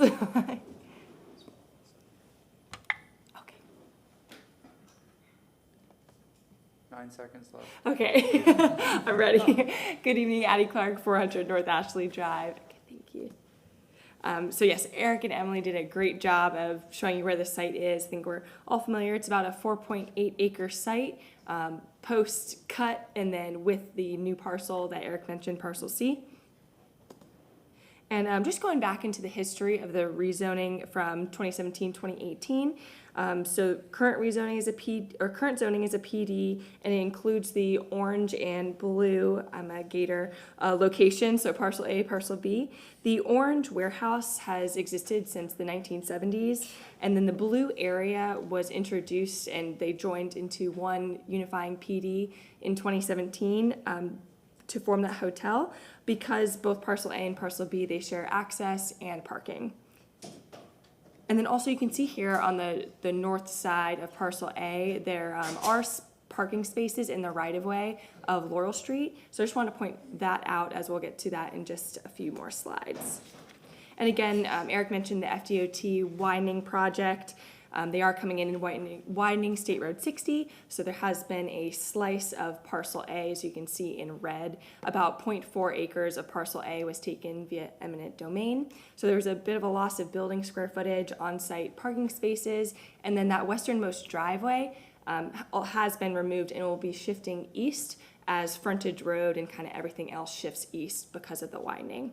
And also, not part of the site originally, but the demolition of the Social Security office occurred as well, and that a part of that land will be used for FDOT's staging for construction.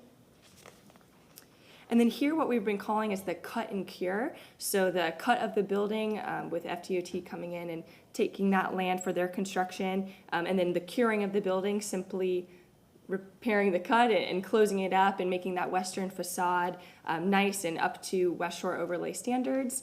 So you can see we did that pretty quickly since FDOT's schedule.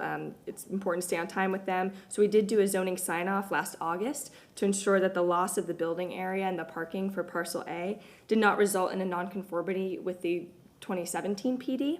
But now that the building of parcel A has been cured, we're here to add to the PD the 0.9 acre parcel that is shown in yellow for parcel C, and that is the parcel acquired from FDOT. So here's quickly going through the proposed development. We'll start at the bottom right. In blue, parcel B, the hotel, there's no change. In yellow, parcel C, we're adding 80 new parking spaces for use by both parcels. And then that new driveway on frontage road, the new frontage road, will be coordinated with FDOT and just provides better circulation through all three parcels now. And then shifting that westernmost driveway to the east to account for the widening. And then back to the spaces of the Laurel Street right-of-way, you can see here, it was a request by City of Tampa transportation staff to remove the about 48 spaces that were in the Laurel Street right-of-way and instead put a nice new sidewalk and landscaping there. And then here's just a tabular form of the previously approved versus proposed. So you can see a loss of land, but then a gain of land. Parcel A decreased in building square footage, but no change of use at all. Parcel B untouched in terms of use and density, and then a bit of added parking spaces, and then one new driveway to the west. So in summary here, this picture shows the new western facade. You can see nice and transparent and agreeable with the West Shore Overlay District, and we do have consistency from Planning Commission. There's no change of use, no new building area. We're exceeding green space requirements, and we have additional on-site parking. So with that, we're here for any questions. Thank you. Any questions? Is there anybody in the public that wishes to speak on item number 8? We have a motion to close from Councilmember Clendenin, second from Councilmember Vieira. All in favor? Any opposed? Councilmember Carlson. So I'd like to move number 8, file number REZ 24-44 in public, ordinance being presented for first reading consideration, an ordinance rezoning property in general vicinity of 5402 Laurel Street and folio numbers 112485-0177 and 112445-0010 in the city of Tampa, Florida, more particularly described in section 1 from zoning district classification PD plan development to PD plan development, business, professional office, warehouse, hotel, providing effective date. We have a motion from Councilmember Carlson, second from Councilmember Clendenin. Any comments or questions? If not, roll call vote. Carlson? Yes. Hurtak? Yes. Clendenin? Yes. Henderson? Vieira? Yes. Miranda? Yes. Maniscalco? Yes. Motion carried with Henderson absent at vote. Second reading and adoption will be held August 22nd, 2024 at 10 a.m. located at Old City Hall, 315 East Kennedy Boulevard, 3rd floor, Tampa, Florida, 33602. All right, item number 9. Marty tells me I followed need by to item number add 1. the revision sheet to that. Yeah, could you add the revision sheet to your motion? Yes, I add the revision sheet to my motion. Clerk, do you have that? The revision sheet is part of that. Okay, thank you. Thank you very much. Item number 9, followed by 1, which is traveling with it. Yes, sir. Eric Hahn, Development Coordination, I have been sworn. Next case on the agenda is REZ 24-50. There's a request to rezone the property generally located at 3601 and 3814 North Central Avenue and 501 Eastlake Avenue from RM16, RM24, CI, and CG to PDA. What's going to have the uses are going to be a combination of residential, office, and commercial, along with the existing Zion Cemetery. I will now turn it over to Emily Phelan with the Planning Commission. Thank you very much. Yes, ma'am. Emily Phelan, Planning Commission staff. This site's located within the Central Tampa Planning District, the Tampa Heights Urban Village, and the Tampa Heights neighborhood. It's located within the coastal planning area, specifically Evacuation Zone E. This is an aerial of the subject site outlined in purple. The surrounding area is a mix of uses from single-family detached to the south to mixed uses with some commercial uses along Florida Avenue and also along Martin Luther King Jr. Boulevard, and then further to the west of the site are single-family detached. This is the future land use map. The subject site's here. It's kind of hard to see, but it is represented with the community mixed use 35 designation. The residential 20 is to the north and east of the subject site. To the west of the subject site along Florida Avenue is the community commercial 35 designation. The request is for a planned development alternative to permit redevelopment of Robles Village. The proposed PDA seeks to redevelop the aging dwelling units, add ground floor retail uses, and preserve the Zion Cemetery. The proposal also includes a design book, which will be integrated and enforced throughout the incremental site plan review process. The applicant is utilizing FAR to determine the maximum unit count and is entering into a bonus provision agreement to maximize the proposed FAR allowed under the CMU 35 designation. The applicant will provide affordable housing as part of that, and the level of intensity is encouraged by the comprehensive plan, especially in the Central Tampa Planning District, which is viewed as a primary urban employment center. The proposed PDA supports many of the comprehensive plan policies related to mixed-use development and providing densities that support transit, especially within proximity to transit with available ingress and egress from downtown Tampa, consistent with the compact city form strategy. The design book also proposed concepts consistent with the mixed-use corridor policies by buildings being placed close to the sidewalk, internal pedestrian connections, and activated ground floor uses. Reconnecting the historic grid is an important provision of the comprehensive plan, and the proposed PDA will realign roadways, reconnecting the historic grid disrupted by the original construction. Due to the site being within the coastal planning area and evacuation zone E, rezonings that increase the number of residential units shall mitigate any impacts on shelter space demands. Overall, the proposed PDA is comparable and compatible with the surrounding neighborhood and consistent within the CMU 35 designation. And that concludes my presentation. Thank you very much. Mr. Cotton.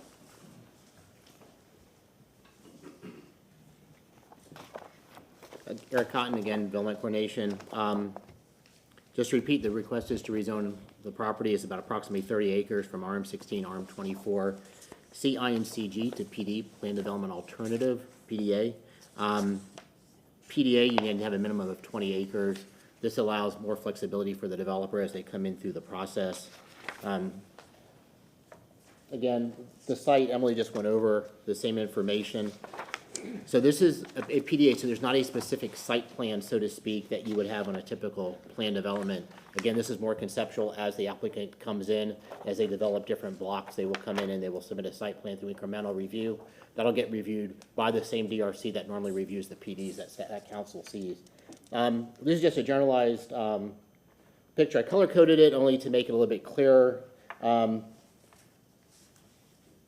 What's shown in all red is proposed to be primarily, zoom in? Is that better? You're welcome. What's shown in red is primarily going to be proposed to be residential development. The purple color is an open space park. Zion Cemetery is shown in the green. The blue are the mixed use developments. The 150-foot, the maximum height proposed is 150 feet, 12 stories. That's going to be located on the property here. And LaShawn provided with a blow-up of some of the requests, and I'm sure the applicant's representative will go into much greater detail on this. I don't want to steal their thunder.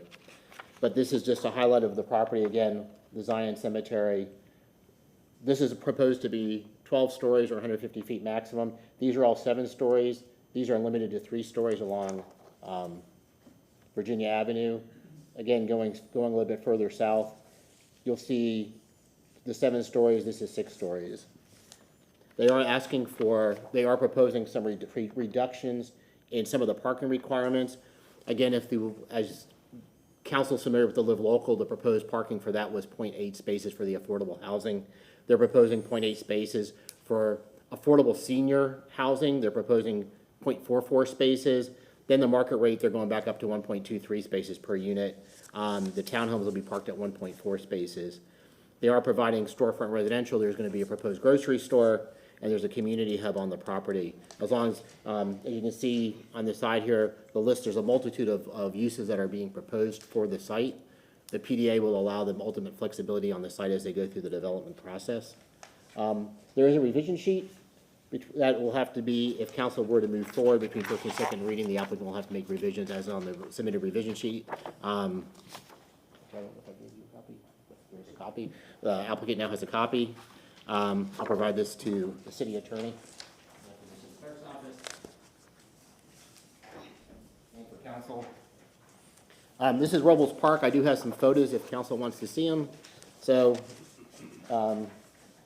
these are pictures of the existing development. There's a fire station to the west. And then, site is pretty much probably the way it was when Robles Park, stopped being occupied by the residents. There are some, to the northeast, there are some single-family homes, there's a church to the southeast, and the remaining pictures are all of, Robles Park Village as it exists now. So, if council has any questions, I'll be more than happy to try to answer them for you. When my family came from Cuba and came to Tampa, this is where they lived, over 60 years ago. All right, anything else? If not, we go to the applicant. All right, thank you. Yes, ma'am. Please state your name.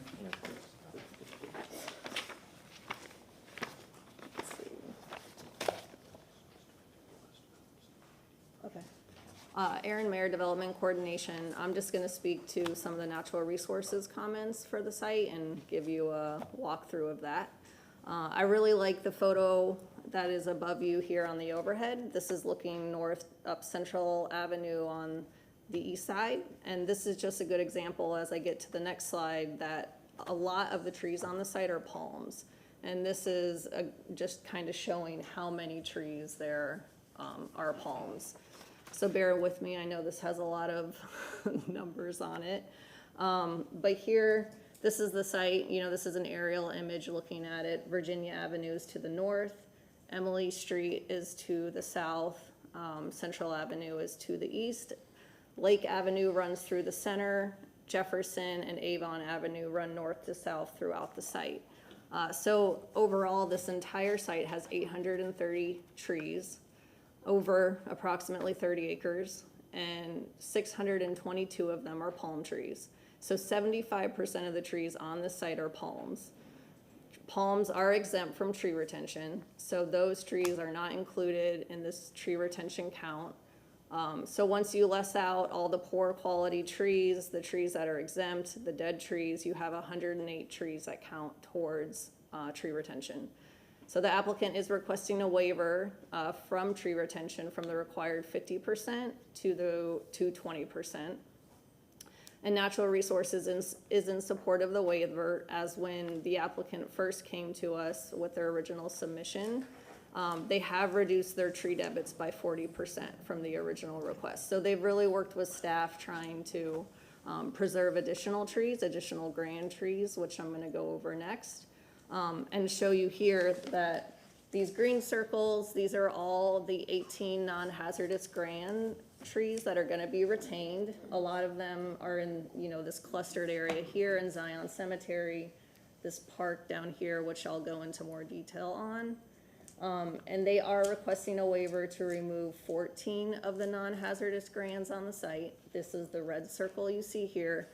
And I do just want to point out, there's a few locations where they're more impacted than others, and a lot of those are along some of the roadways where they're doing some reconstruction of the roadways.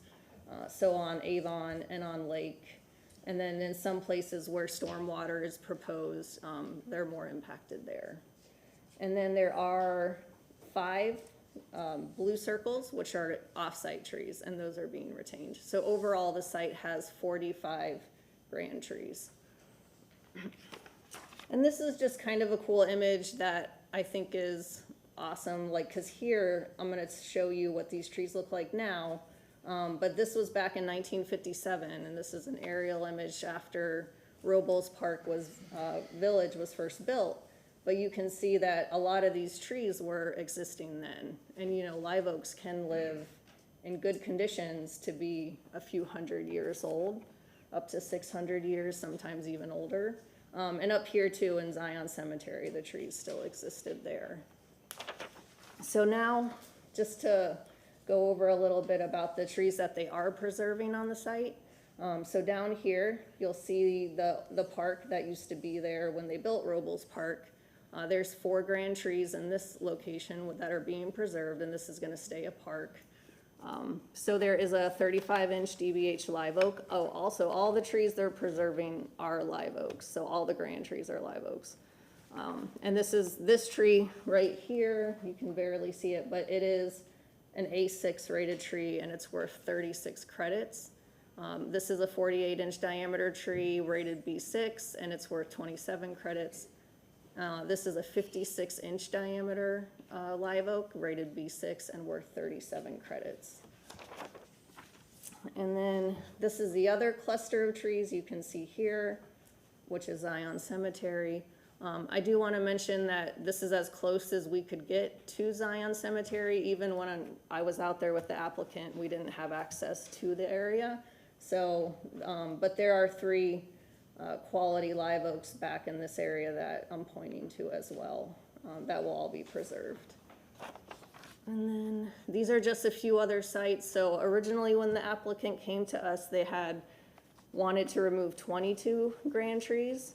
And so we got it, that down to, I'm forgetting now, 14. So they saved 8 additional trees. A lot of them are along roadways here. And up here on Virginia, you have 3 additional grand trees I didn't point out. I'm not showing you all the grands, but it might feel that way. But yeah, a lot of really good quality trees. And the applicant is proposing to do some additional site commitments. This tree in front of you was this tree here on Central Avenue, which is a 43-inch live oak. And this is that tree right here closer up. So they're proposing to do bulb outs, which is like an island into the road to provide more soil volume for the tree and to protect it when some of these designs happen in the future. They've also committed to a minimum soil volume requirement for type 1 trees at 900 cubic feet, which is equivalent to about a 30-foot by 10-foot tree basin, which is, you know, giving good amount of room for roots to grow into and expand. They're also providing structural soil to provide additional rooting volume for new type 1 trees. 60% of the new street trees are to be type 1 shade trees as well. So based on all of these additional site commitments, this was to help support natural resources finding of consistency. That's Thank it. you very much. All right, is that it before we go to the applicant? Yep. All right, applicant?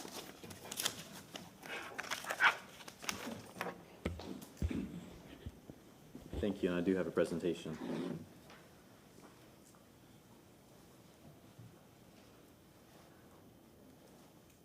Okay, go ahead.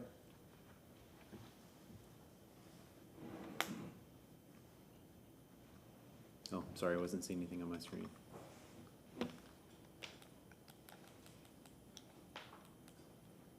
Okay, thank you. Council, Jake Kramer with Stearns Weaver Miller, 401 East Jackson Street, number 2100. Chairman, I think your comment really hit home for me because, you know, I think my generation would say this rezoning hits differently.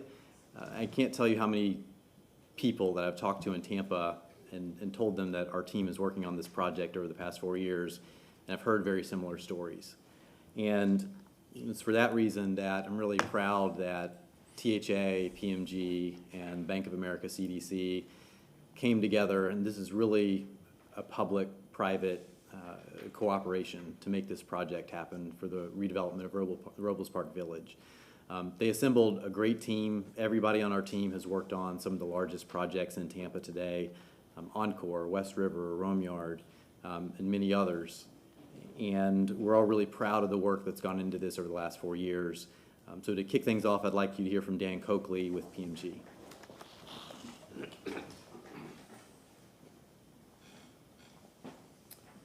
Yes, sir, please state your name. Thank you. Dan Coakley, I'm the principal of PMG Affordable, which is a subsidiary company of Property Markets Group, a national multifamily residential developer based in Miami. You know, we are honored to be Tampa Housing Authority's master developer partner, along with Bank of America Community Development Company, on this, what we believe will be an incredibly transformational redevelopment of Robles Park Village. As a company, we've developed, you know, over 10,000 units and $10 billion, you know, worth of projects from New York to Miami, some, you know, well-known buildings. Along with Bank of America Community Development Company, I think our track record goes into the tens of thousands of units that span, you know, from the lowest income levels of affordable housing to market rate housing. But really, this project, as of 4 years ago, became a passion project for us. We've been in this. We were involved in the master planning of this site. We have had dozens of meetings with existing residents, hundreds of community contacts, and the master plan that you have before you is fully a function of the feedback and incorporating a great deal of feedback that we got from existing residents of Robles and the larger community. So just want to thank you for the opportunity. I want to thank Tampa Housing Authority for their leadership in the affordable housing space, and the city staff for working so well with us so far. Thank you. Thank you very much. Thanks, Dan. If we could go back to the presentation, please. Jake Kramer again. So, Council, as staff explained, this was really historically what we call barrack-style affordable housing, and the vision is to turn this into multifamily, mixed-use, mixed-income project, really among Tampa's best new districts. As Dan mentioned, this has been a 4-year journey. Tampa Housing Authority does citizen engagement and neighborhood engagement, in my opinion, better than anyone else in the city. They've had many workshops. They've had focus groups, steering committees. We've even had meetings as recently as 2 weeks ago with the community. to get the word out and let people know what we're doing and help us all work on this project together. And I think it's because of that that we have support from YIMBY Tampa, and we also have, we just got a letter of support from the Tampa Heights Civic Association. I did not see that in the record yet, so I'll submit these as well. Really thank Brian Seal and his entire committee and that board for working with us over these past 4 years. The vision, as you'll hear in the next couple of hearings as well, again, so the vision has 3 parts. We have the rezoning, which is where we're essentially designing a district for this 30-acre property. We have the bonus agreement that gets us to the 2.0 FAR in this district. And then we have the development agreement. That really the development agreement concept came out of, frankly, what we learned in West River, that we wished we had one. And everyone felt it would be good to get everyone on the same page about the infrastructure of this big project from day one. So that's why we're bringing you all of these things together as a package. And with that, I'd like our land planner, David Smith, to walk you through the site plan. Good evening, David Smith, 401 East Jackson Street, Director of Development and Zoning for Stearns Weaver Miller. Everything Jake just said, equally excited and even more to continue this legacy with redevelopment of Tampa Housing Authority projects from Encore back in 2008 to today.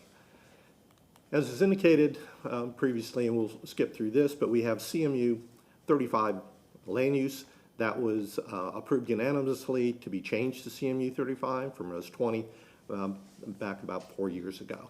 So this is kind of the incremental implementation stage of what started with the comp plan amendment. So the conceptual development plan, I'm sorry for looking up, it's not on the screen here, but the conceptual development plan really does a lot of things. One, it introduces mixed use into the community. It provides an improved grid network.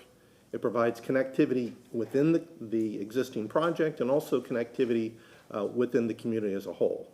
The grid system is going to be improved by various road segments providing extra wide sidewalks, and also in some of the road corridors will also have bike paths. Central, I think FDOT right now is putting a share-o for bikes, and we'll have on-street parking in that area. This is the general concept right now for the mix of buildings. Eric kind of stole our thunder a little bit, but the mixed-use buildings are basically clustered north of Lake, south of Virginia, along Virginia to provide transition to the residential across Virginia from us is townhomes. So we'll have townhomes lining the north boundary. We'll have a small cluster of townhomes on a piece of property that THA added to the project that they required, and that's just across on Central. We'll have, to the south, we'll have the hub. The hub is a service-based, basically designed to provide community services, opportunities for various agencies to come in, also a gathering place, and it will be really a central focus. And if Dan had more time, he would have talked about the hub for like 20 minutes, but the hub is a very important part in the heart of the community. So that is a very important concept. That is right center stage, just south of the lake. You can see number 2 there in the middle has a little semicircle park. Directly across the street to the south is where the hub will be located, central to the community, and that is going to be hopefully the first thing that comes out of the ground. So again, connectivity. I'll go back to that slide again. Actually, if I can go back, the one that shows it best is this one. So you had the old design, which was a bunch of basically private streets, which were drive aisles to parking spaces and drive aisles north and west, north, south, east, and west. So now what we're proposing is to come up with a realignment of Jefferson. So Jefferson is going to be running north and south. It will also line up with the street to its north.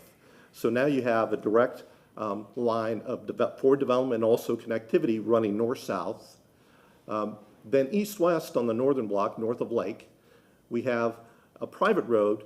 And really it's private because there's so much activity there that those will be entrances to the parking garages. We'll be putting backflow preventers, and a lot of the service activities, but we needed to have those, a lot of flexibility in that area in order to accommodate those utilities, but also at the same time protect the corridors that we're creating for the public roadways running north and south. Avon, which goes by the park, was a diagonal, essentially drive aisle running down to Robles Park. It's now going to be straightened out, realigned. There's going to be bike paths put in there, wider sidewalks to enhance not only connectivity for this development to the south, but also connectivity for the whole neighborhood and community to be able to get down to Robles Park. That has really turned out to be more of a gem for the community. I've lived in Tampa a long time, and it just used to be where the water collected when I-75, overflowed, and now it's turned into a really nice community park. And they've also taken, with the lake, it's turned into a storage area that they can pump stormwater to keep the drainage levels, flood levels down in the area. So I'm going to get back on track. So as part of the development plan, improvement to the streetscape. Again, there'll be benches, there'll be street furniture, there'll be really, people will feel comfortable walking on the sidewalks and through the community, which is not necessarily the case today in the splintered barrack-style drive aisles that are throughout. Also, the plan of development does not have fencing around the buildings.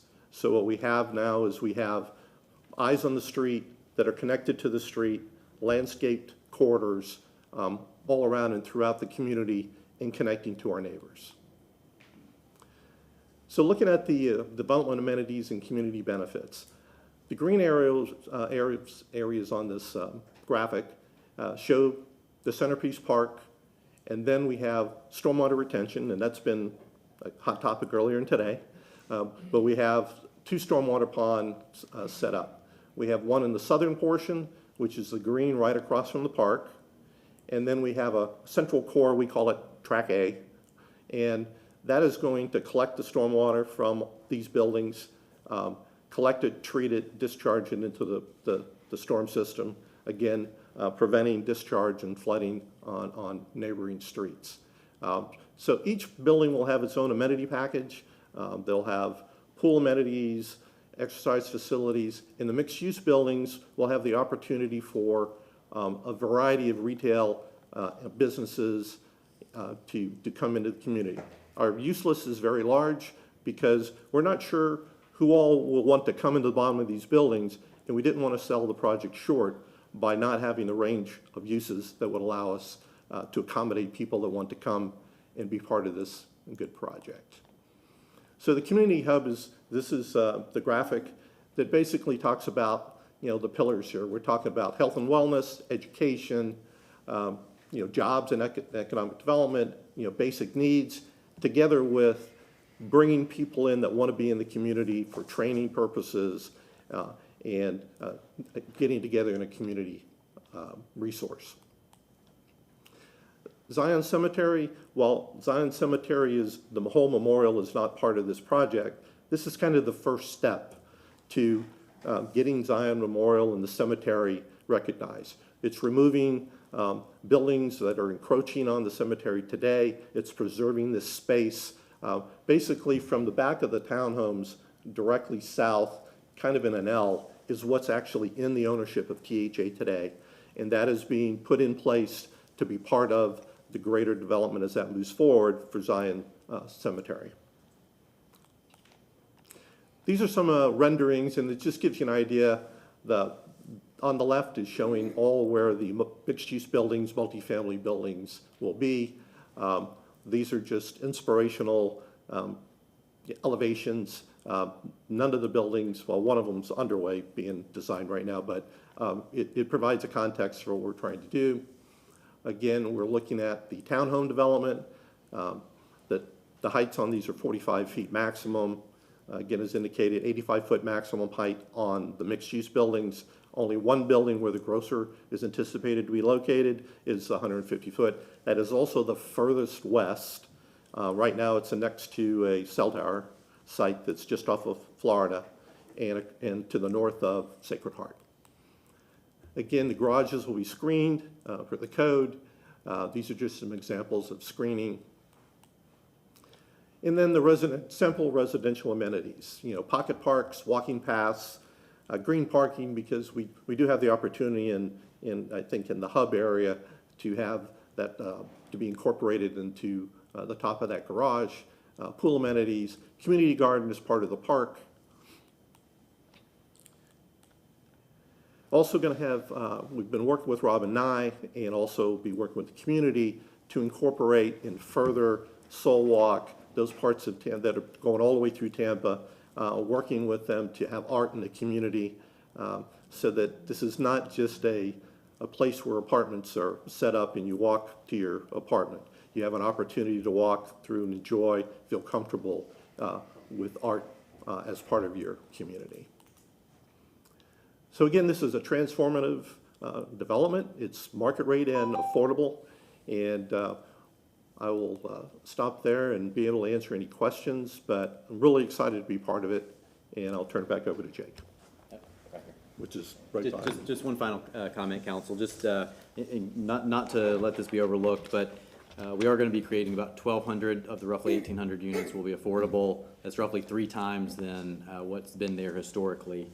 Last comment I wanted to make is we did send in a request asking if our second reading, if you're inclined to allow us to move forward, if that could be moved to August the 8th. And the reason for that is it would allow us to apply for state funding dollars to try to get this project moving even more quickly. Thank you very much, Councilmember Hurtak. Thank you. I appreciate this plan.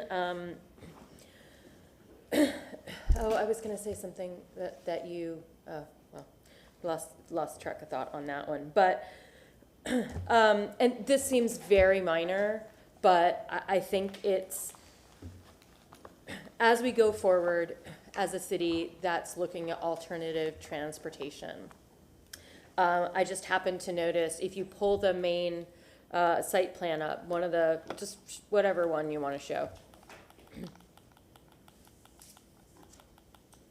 That's fine. So you're talking about making Avon Avenue a bikeway. Well, that doesn't connect to anything other than Lake Ave, which won't have a bike lane. What would be great is to connect Central Avenue, the Sharrow that's going to be north of Hillsborough, and create a protected bike lane between your parking. Because what it will do is it'll take people down to the park, and then they'll go around, because this bikeway, the bikeway is supposed to go all the way down to 7th Avenue and then connect to the Riverwalk. So that's the kind of thing that, as an urban cyclist, this is an area I avoid right now because Central Avenue isn't a safe place to bike. And Avon Avenue, it just doesn't go anywhere. So while it's a nice idea to have a bike lane there, it doesn't connect to anything. So that's what I would recommend. Just again, and then this photo of a bike rack. I understand that you want to make them pretty, but they don't work. So I would really appreciate that the bike racks going forward be the simple U bike racks that can accommodate everyone.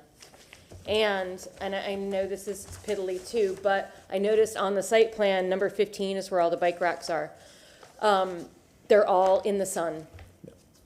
So in the Florida heat, in the Florida rain, people who cycle really appreciate protected bike racks. If you want a really good example of that, UT has one on North Boulevard. That's really lovely. So as you're thinking about making this a real mixed-use development where people are coming, I like this plan. I love the fact that 120 of these are affordable. That was my question for Mr. Kramer.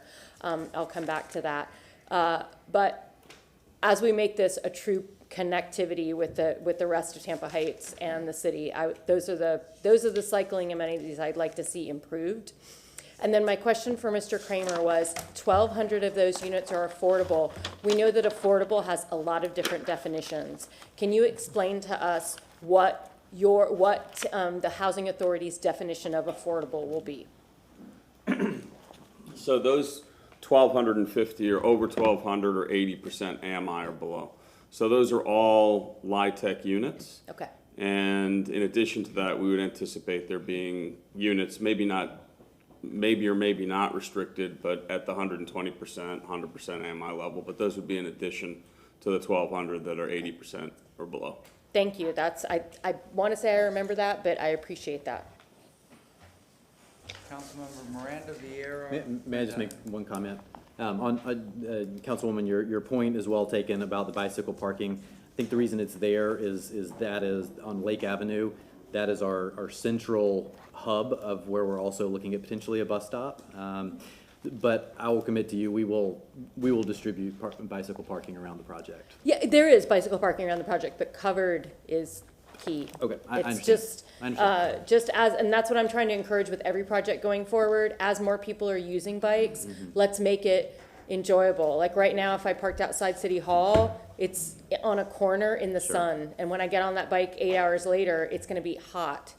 And so we really want to encourage that. Okay, And- yeah, I'm glad I've made the comment, because that helped clarify. Thank you.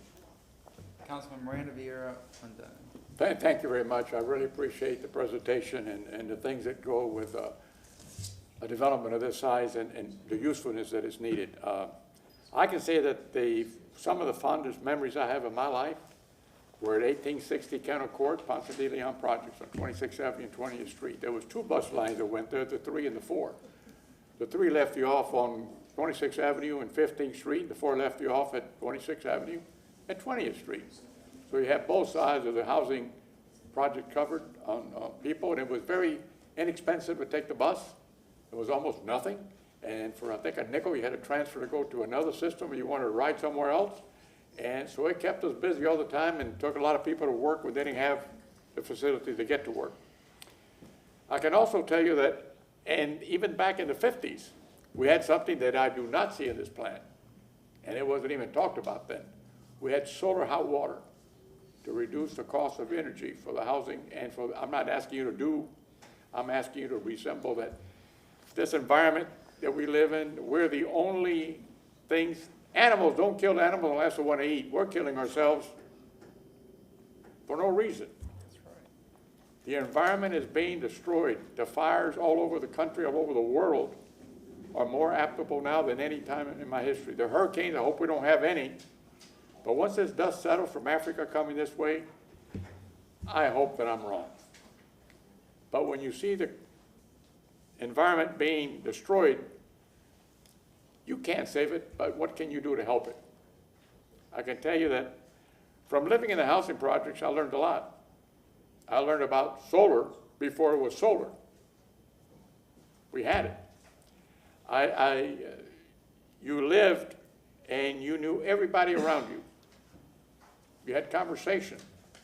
There was no thing of being by yourself. You had to learn how to live with a lot of people. And it was like, if you're a young person, you had a lot of kids to play with. You all went to the same school. You all were in the same category, and we all got along pretty good together. Notice I said pretty good together. It's not always 100% anywhere you go. So it's, I really appreciate what you're doing. I see there's a lot of trees being taken out, and I know the Housing Authority has a lot of land, other places, and I wonder if you can supplement some of those trees and the other properties that you all have to make nature just a little bit better. And it's something that I really like. I really like the opportunity for young people and people of age to live in an area like this where everything is new and it gives you hope. And when the sun sets and rises, it just doesn't set somewhere else and rises. It rises with you and it ends with you. And you have a chance to get out when you have something like this because it gives you hope. It doesn't give you just disparity and the hell with you. That doesn't go. So I can tell you by experience, a lot of doctors that perform miracles in chemistry and everything else that I grew up with are much smarter than I am. But I never wanted to be smart. I just wanted to be me. So these girls and boys that I grew up with have done a lot of things in society. You can write a book about them. It's unbelievable. And ball players, from ball players to baseball and major league and so forth and so on, had the honor of playing with all of those guys. But what you're doing here is opening the door and letting the sun shine where they haven't seen it in a long time. And I want to thank you all for it. Thank you. Councilman Miranda, that's one of the most wonderful things you've ever said. No, I mean it. I mean, I agree 100%. No, the smart No, thing. that's what he was saying. I got that. I let it fly. Now you have to bring it up again. I did. Now you're really smart. No, but I absolutely agree with everything that he says. Councilmember Vieira. Yeah, and I agree with Councilman Maniscalco and agreeing with Councilman Miranda, which is, your ending remark on allowing the sunshine to shine on folks. That's something that's so important. I wanted to commend all y'all for your presentation. It was very thoughtful, given the really solemn, let's face it, solemn material we're working with here, the solemn subject matter. And the way you did this by having 2/3 affordable housing, it's consistent, I think, with the solemn nature of the surrounding area and values. We don't often get developments where we go, wow, this is a development of values. It's always about profit, nothing wrong with that, right? Free market, et cetera. But this is one where obviously y'all go above and beyond to affirm values of the surrounding area and what that means to us today. I think that's wonderful. I think in doing that, y'all respect the history of the local area, because you look at Mount Zion, an area where people who were grossly disrespected in life were even more disrespected in death.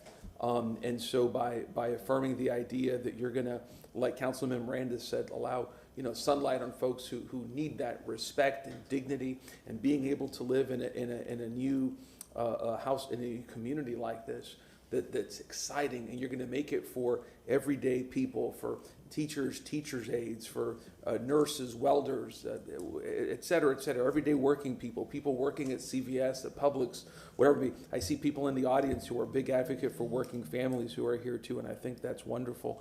So, but again, it goes to the values. And I never get personal, but I know some of y'all who made this presentation, and y'all got good values, and so y'all belong in this project. I mean that. Thank you. Councilmember Clendenin. Yeah, I really appreciate some of the design. One, the green space is remarkable. I appreciate the retention of the trees. For those of you that do not appreciate trees, get elected to city council and you will find a new appreciation for trees. I never thought I was going to love trees as much as I do now as a city council person. It's funny because you see the difference of this redevelopment of what had been traditionally, clearly our public housing concept was a failure that was developed in the mid last century, institutionalizing folks in substandard housing, and it's good that we've learned from that mistake, and we're growing into something that's a little bit more transformational with these mixed projects. I hope you get the balance between the income levels right, so that it'll support the retail and the amenities and the grocery store. I think that's important as well. That we have a good balance of income in this area, so that again it's supportive of these other amenities that everybody wants to live close to. It's interesting to see the difference, again, this green space and these pedestrian areas, because I'm looking at the development that we're seeing over off Boulevard, and it seems so sterile and siloed. I really hope, and I know these are all conceptual, I hope as you develop this that it doesn't take on a feeling of silos, that the integration with the green space, the integration with the adjacent facilities, the adjacent buildings is there in the final plans. I know we're going to end up moving this forward, and a lot of this will be out of our hands, but I really would appreciate making sure this doesn't feel like 8 or 10 buildings that are siloed and independent of each other, that there's some cohesiveness, that people can feel like they're part of a larger neighborhood, instead of just going in and taking an elevator to their unit and being there, that they have that integration with the rest of the neighborhood. Looking at what Councilwoman Hurtek said, I think that it's well taken about that transition out of the neighborhood, looking for that bike lane. I think that maybe you guys could go back and look at something like that to make sure that we're integrating to the rest of the proposed green spine through the city of Tampa. I don't know what that looks like, but I think it's something definitely worth pursuing. And I appreciate that you guys are pursuing this and the partners that you have. It's transformational, and hopefully will do good for a lot of people. Thank you. I'm going to go to public comment. We have 3 people registered. They might be here. They're all applicants representative. I have Brian Zarlenga, Michael Yates, and Camille Gooden. If you're here, you're here. You are here? Okay, so just so I don't call your name twice, but if you'd like to speak for public comment, please come on up and state your name.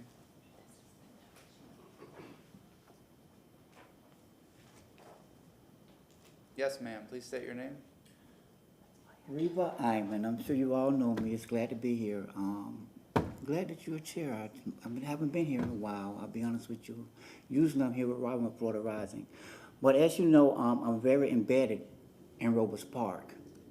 I come a lot about Zion, but I'm very embedded for this reason here, if you don't know. Since 2017, we have been incorporated as Robles Park Tenant Council Association, and I am the president.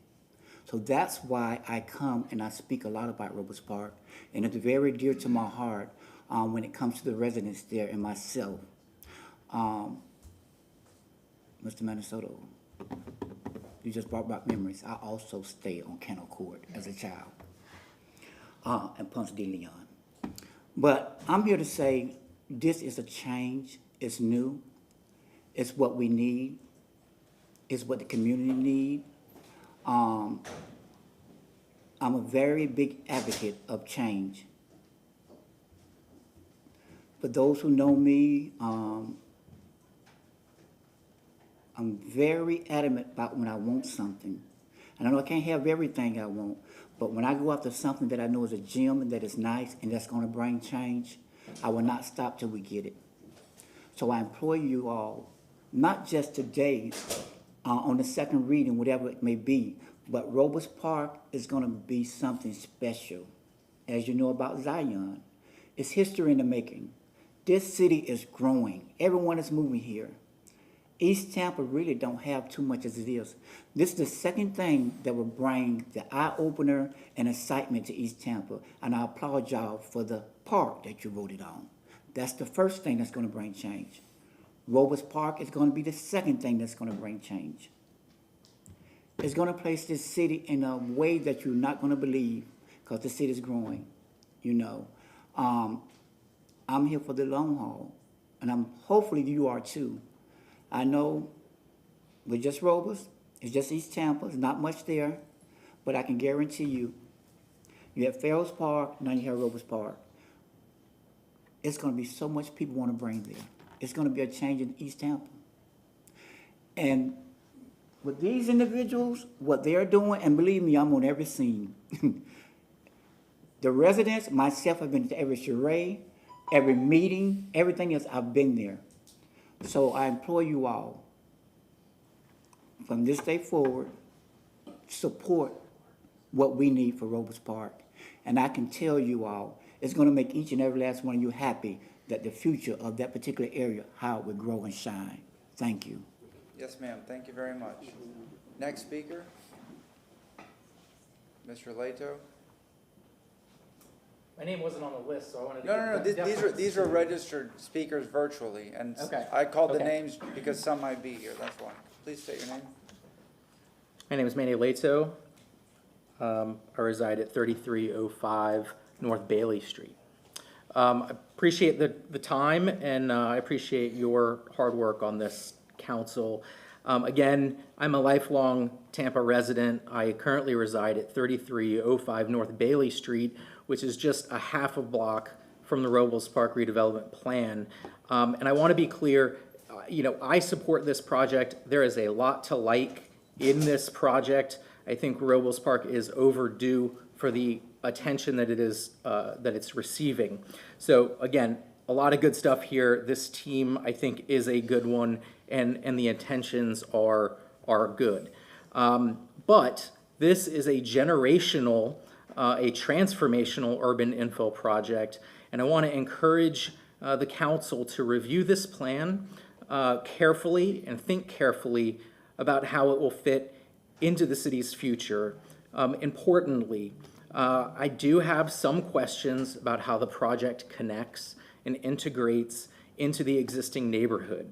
Certain aspects of the plan, of the renderings that I have seen, appear as though this project is turned inward on itself rather than facing outward towards the neighborhood. I am a little concerned about what's planned for Jefferson Street and Emily, where I live, will result really in the backside of a 7-story blank wall. Instead, I'd love for the development to step down in height a little bit. I'd love for it to face the neighborhood, and I think the streetscape should be activated.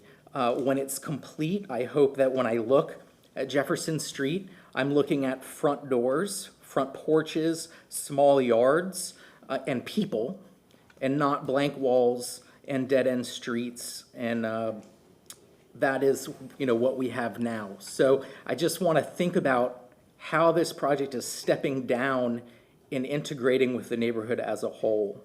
The other thing I want you to think about is how this project compares to Encore, specifically with regard to parking utilization and its mix of market rate versus affordable housing. As I understand it, parking utilization at Encore is significantly below projections. So I did see some comments about maybe reducing required parking. I'd encourage you to explore that further.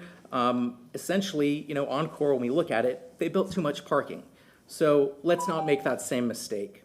I have more comments than my time will allow, but I'd be happy to welcome you to my house on Bailey Street and for a drive around the neighborhood. And thank you. I appreciate it. Thank you. And for the record, Mr. Leto is one of Tampa's great historians.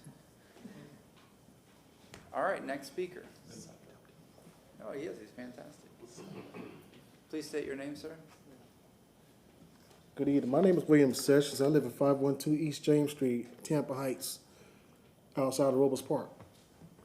I'm going to say some things. 412 East Nordica, 222 East Moore. That's where I lived at back in 1980 something and also in 70 something. So I'm a Robles Park native. I lived there. I know about what it was, when it was, and how it was.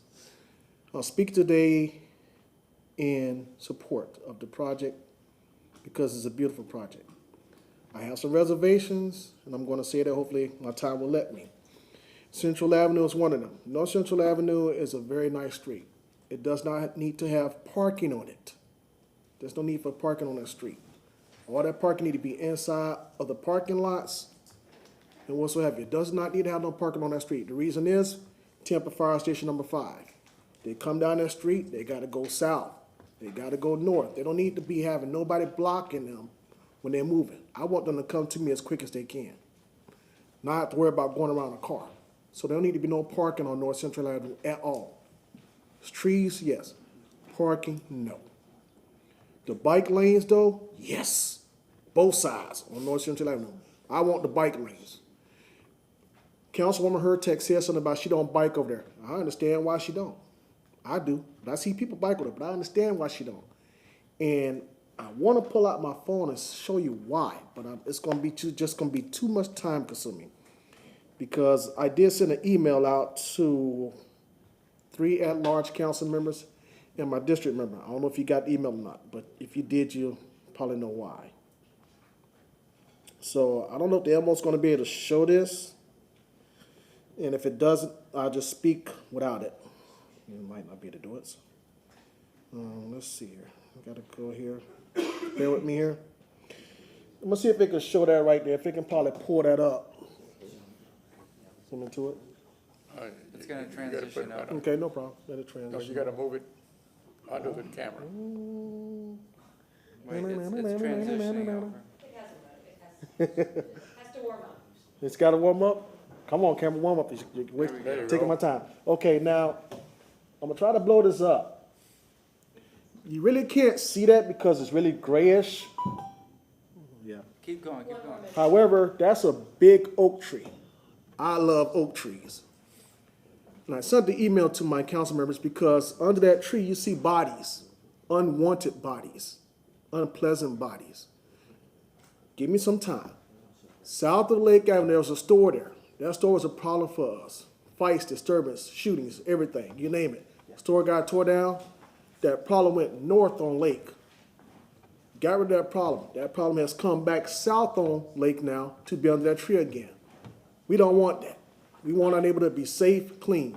So I'm asking my city council members before I leave here to get rid of that problem. They don't belong there. They don't need to be there.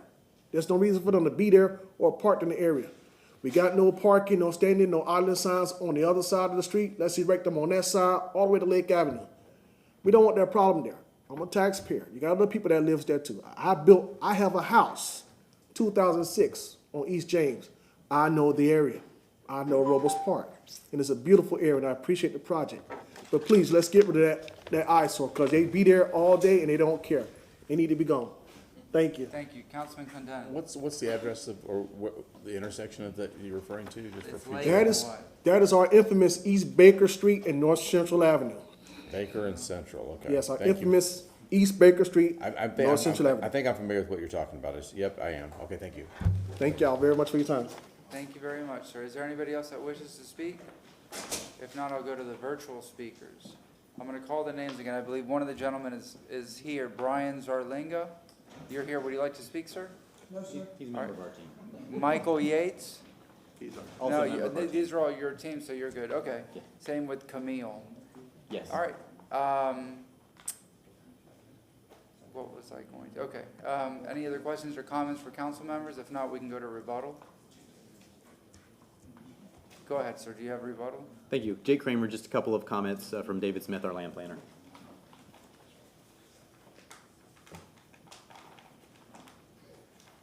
Regarding the general comments about looking out, no blank walls, this project is designed to avoid that. One, you can't see it on the Elmo, but the townhouses along the side on Virginia provide you front doors, windows, people walking out to the street along the principally single-family Virginia. When you go down Central, Central does have single-family, but it also has a mix of commercial as well. On that particular side, the red represents retail, ground floor retail. So we're looking to get windows, doors, eyes on the street. You also have the windows and the doors of the apartments facing that side. So the parking structures are inside of the courtyards. So when you come into these developments, you're not going to have a high wall parking garage facing out on the street. It's all designed to have ground floor retail facing the streets, windows facing the streets. Some of these may actually have, apartments that go out to the community. Very familiar with Encore. Encore, we tried very hard to get that feel on the newer buildings. Yes, the parking ratios there were high, and they were even reduced at the time, but they were high. That's why we have the parking ratios proposed today, not to have $17,000 space parking spaces in a garage sitting empty when you can put that money back into the development and the quality of the community. So I think those are some of the key aspects of the design that shouldn't be a problem with this development as it moves forward. The design team is very sensitive to it. That's also why we went up to zero setbacks. Get the buildings out in the streetscape, make it an urban setting, provide opportunities for connectivity, walking past, put people out on the streets walking around. Also, it's a safety issue. Eyes on the street is a better situation than all these dead ends in a community. The one comment regarding the fire station, we've heard that several times during the actual design on Central and also on Virginia. We do have on-street parking. The on-street parking is not going out into the street. It is basically cut into the existing right-of-way with the sidewalks put behind them. So you end up with like 8-foot sidewalks, then you have a parking space, then you have the full width lanes. So we can design at the corner there, so when the fire truck comes around the corner, he doesn't have any parking at that location. Same thing going south on Central. We'll work with transportation staff during the construction plan approval as this goes in to make sure that there's no obstructions to public safety. Last thing we want to do is interfere with public safety because we want this to be not only a safe project, but to fit into the community and be positive. Other than that, I appreciate the time tonight, and we did work on the trees quite a bit, by the way, Commissioner Tack. Aaron did her job. Councilmember Hurtak, Councilmember Carlson. The only thing I just wanted to say was sidewalk, bike lane, parking. Sidewalk, bike lane, protected bike lanes, which will be a huge asset and really encourage the community to feel safe on bikes. Councilmember Carlson. Chairman, would you mind if I just make one final comment? Yes. I just wanted to mention, this is the good part about a PDA, is that we still have time for engagement with the folks that are here, and so, you know, we're gonna get their contact information. As you all know, THA, their community engagement, it's really just starting, frankly, and we're gonna continue having meetings as we develop out the project with the PDA.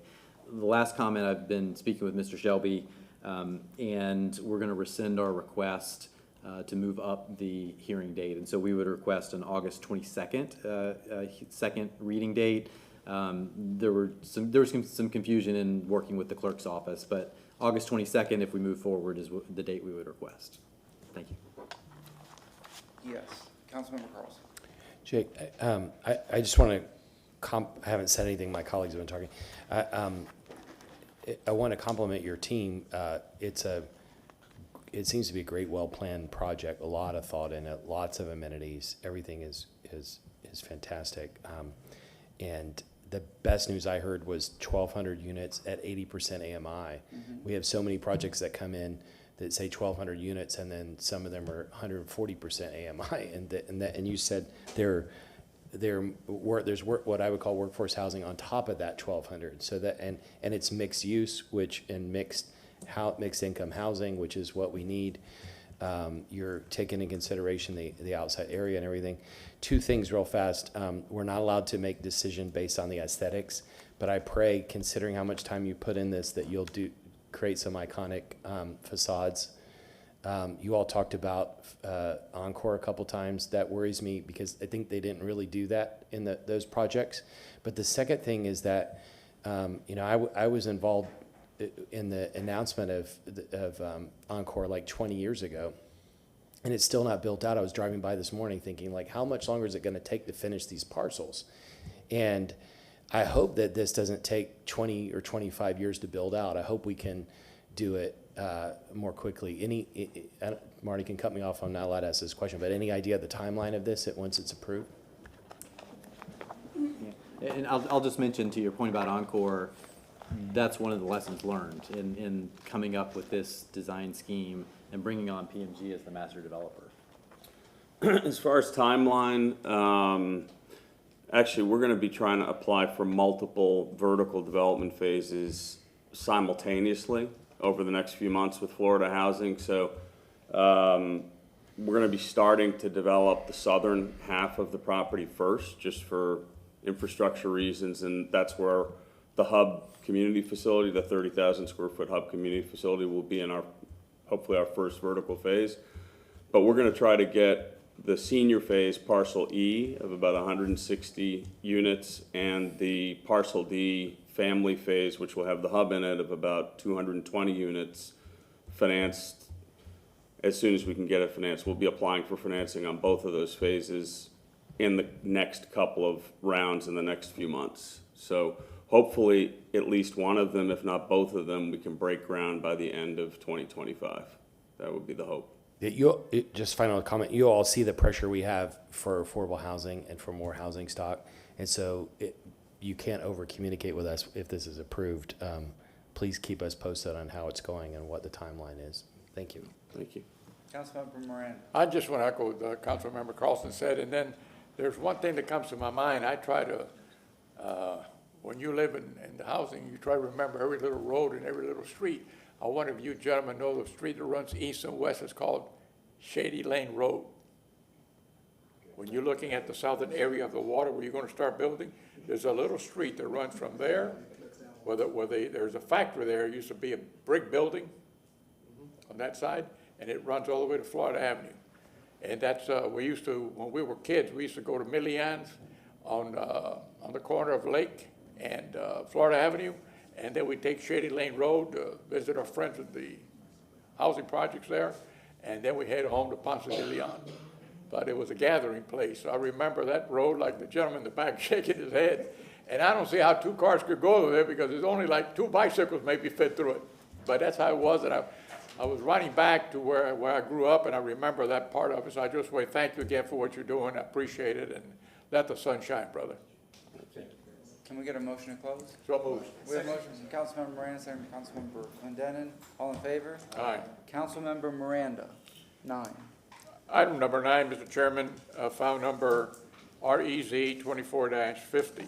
An ordinance being presented for first reading consideration. An ordinance rezoning property in general vicinity of 3601 and 3814 North Central Avenue and 501 East Lake Avenue in City of Tampa, Florida, more particularly described in Section 1 from zoning district classification RM16 residential multifamily, RM24 residential multifamily, to CI commercial intensive and CG commercial general, to PDA planned development alternative residential single family attached and multifamily, storefront residential office, personal services, retail bakery, pharmacy, bank, medical, business professional office, medical clinic, cemetery, daycare, nursery, vocational and business school, private recreation facility, indoor clubs, place of assembly, community garden, private, place of religious assembly, restaurants, providing an effective date. Y'all covered it all. And the revision sheet. And a revision sheet.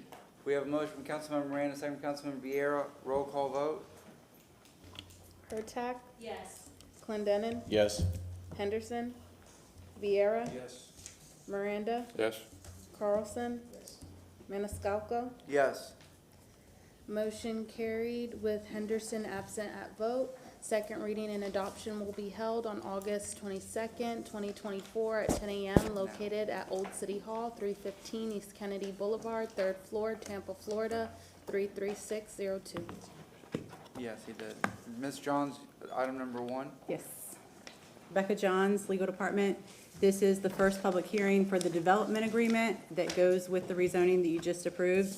This sets out the process for the developer to relocate some existing infrastructure for water and sewer and also to build additional infrastructure, including straightening out the right-of-ways that they presented at their rezoning.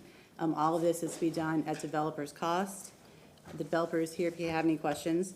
The site plan to the development agreement will be revised to reflect any changes that were made for the rezoning between first and second reading. The resolution that has been presented to you needs to be held until the second public hearing, at which time it can be approved. And just to remind the chair, if you could announce the date of the second public hearing, which is August 22nd at 10:30, I think is what I... Is there anybody in the public that wishes to speak on this item? Yes? Just a quick comment. Jake Kramer, Stearns Weaver Miller. I just wanted to thank staff, council. This is really the first one of these very large projects where we've taken this approach of having a development agreement at the same time as the rezoning. It took a lot of work to get here. And the reason was that we were trying to avoid thinking we have an understanding at the zoning stage and then the technical staff seeing problems that we didn't anticipate. So it took a lot of work on your staff's part to get here. Just really want to thank them as we move forward. All right, anybody in the public? No? We don't need a motion to close, correct? Because of the second public hearing? You can close it and then you'll open the second. We have a motion to close the public hearing? Motion closed. We have a motion from Councilmember Clendenin, second from Councilmember Miranda, all in favor? Aye. Who would like to move the resolution? No, that's not moved, we just need Just announced by the, 22nd, announced by the, 10:30? if we Okay. could just have the clerk just announce that, please, for the second reading of item number 1. Second public hearing and adoption will be held on August 22nd, 2024 at 10:30 a.m. Located at Old City Hall, 315 East Kennedy Boulevard, 3rd floor, Tampa, Florida, 33602. Yes? Yeah, just to let you know, I'm going to be out of town in Chicago for a big event on August 22nd, but just for the record, I do support this. I have no doubt this is gonna move forward, and I look forward to you guys being able to get this project out of the ground. Alan Clendenin's day off. All right, that concludes our agenda. Thank you very much. Thank you. Thank you. Yes, new business? Councilmember Miranda. None, sir. Councilmember Vieira. I was requested to do a commendation for our friends at the Cemetery Society. Very likely be presenting it outside of council, if I may. Second. We have a motion from Councilmember Vieira. We have a second from Councilmember Miranda. All in favor? Any opposed? Thank you, sir. I just want to wish my mother a happy early birthday. It's in a few days. Happy birthday to you. We Happy love- birthday to you. Let's go to Spain. Yeah, she was just talking about it yesterday. All right, we'll make a motion for that later. So just a happy early birthday to my mom. We love you very much, even though I know that Councilman Carlson is her favorite. Happy birthday, Not Mom. me. Councilmember Clendenin. I think that's subject to discussion. I'm not going to. You might be her second favorite. I'm in the mix. And that was last year. Exactly. Actually, I usually don't have things like this, but I actually have three things this evening. Motion one is for staff to provide a recurring quarterly written report about planned, started, and completed sidewalk construction during the quarter and the total cost of these projects to come back on October 3rd. Second. We have a motion from Councilmember Clendenin, second from Councilmember Miranda. All in favor? Aye. Aye. Any opposed? Go ahead, sir. Number two is on August 22nd, regular council session, staff is scheduled to present regarding a motion I made about vending on the Riverwalk. I motion to change that to a written report. After council's had an opportunity to review the report, I intend on scheduling a discussion about the recommendations and how to move forward. We have a motion from Councilmember Clendenin, second from Councilmember Vieira. All in favor? Aye. Any opposed? Yes, sir. Number three, I sit on the Tampa Bay Regional Planning Council, and they've requested that they present a 10-minute presentation to council about the organization and what services they can provide to the city of Tampa. The date they've requested is September 19th, 2024. I've reviewed the calendar, and it appears to be open for that. We have a motion from Councilmember Clendenin, second from Councilmember Miranda. All in favor? Aye. Any opposed? Anything else? And that's all. Councilmember Hurtak. Thank you. I just have a cleanup. I made a motion that Real Estate and the Housing Department be requested to provide a written report on January 16th. That is the CRA meeting. So I am asking to change that date to January 9th, which is a regular meeting. We have a motion from Councilmember Hurtak, second from Councilmember Vieira. All in favor? Aye. Any opposed? Anything else? Anything else? No, thank you. Councilmember Carlson. Can I get a motion to receive and file? Motion from Councilmember Miranda, second from Councilmember Vieira. All in favor? Aye. We are adjourned.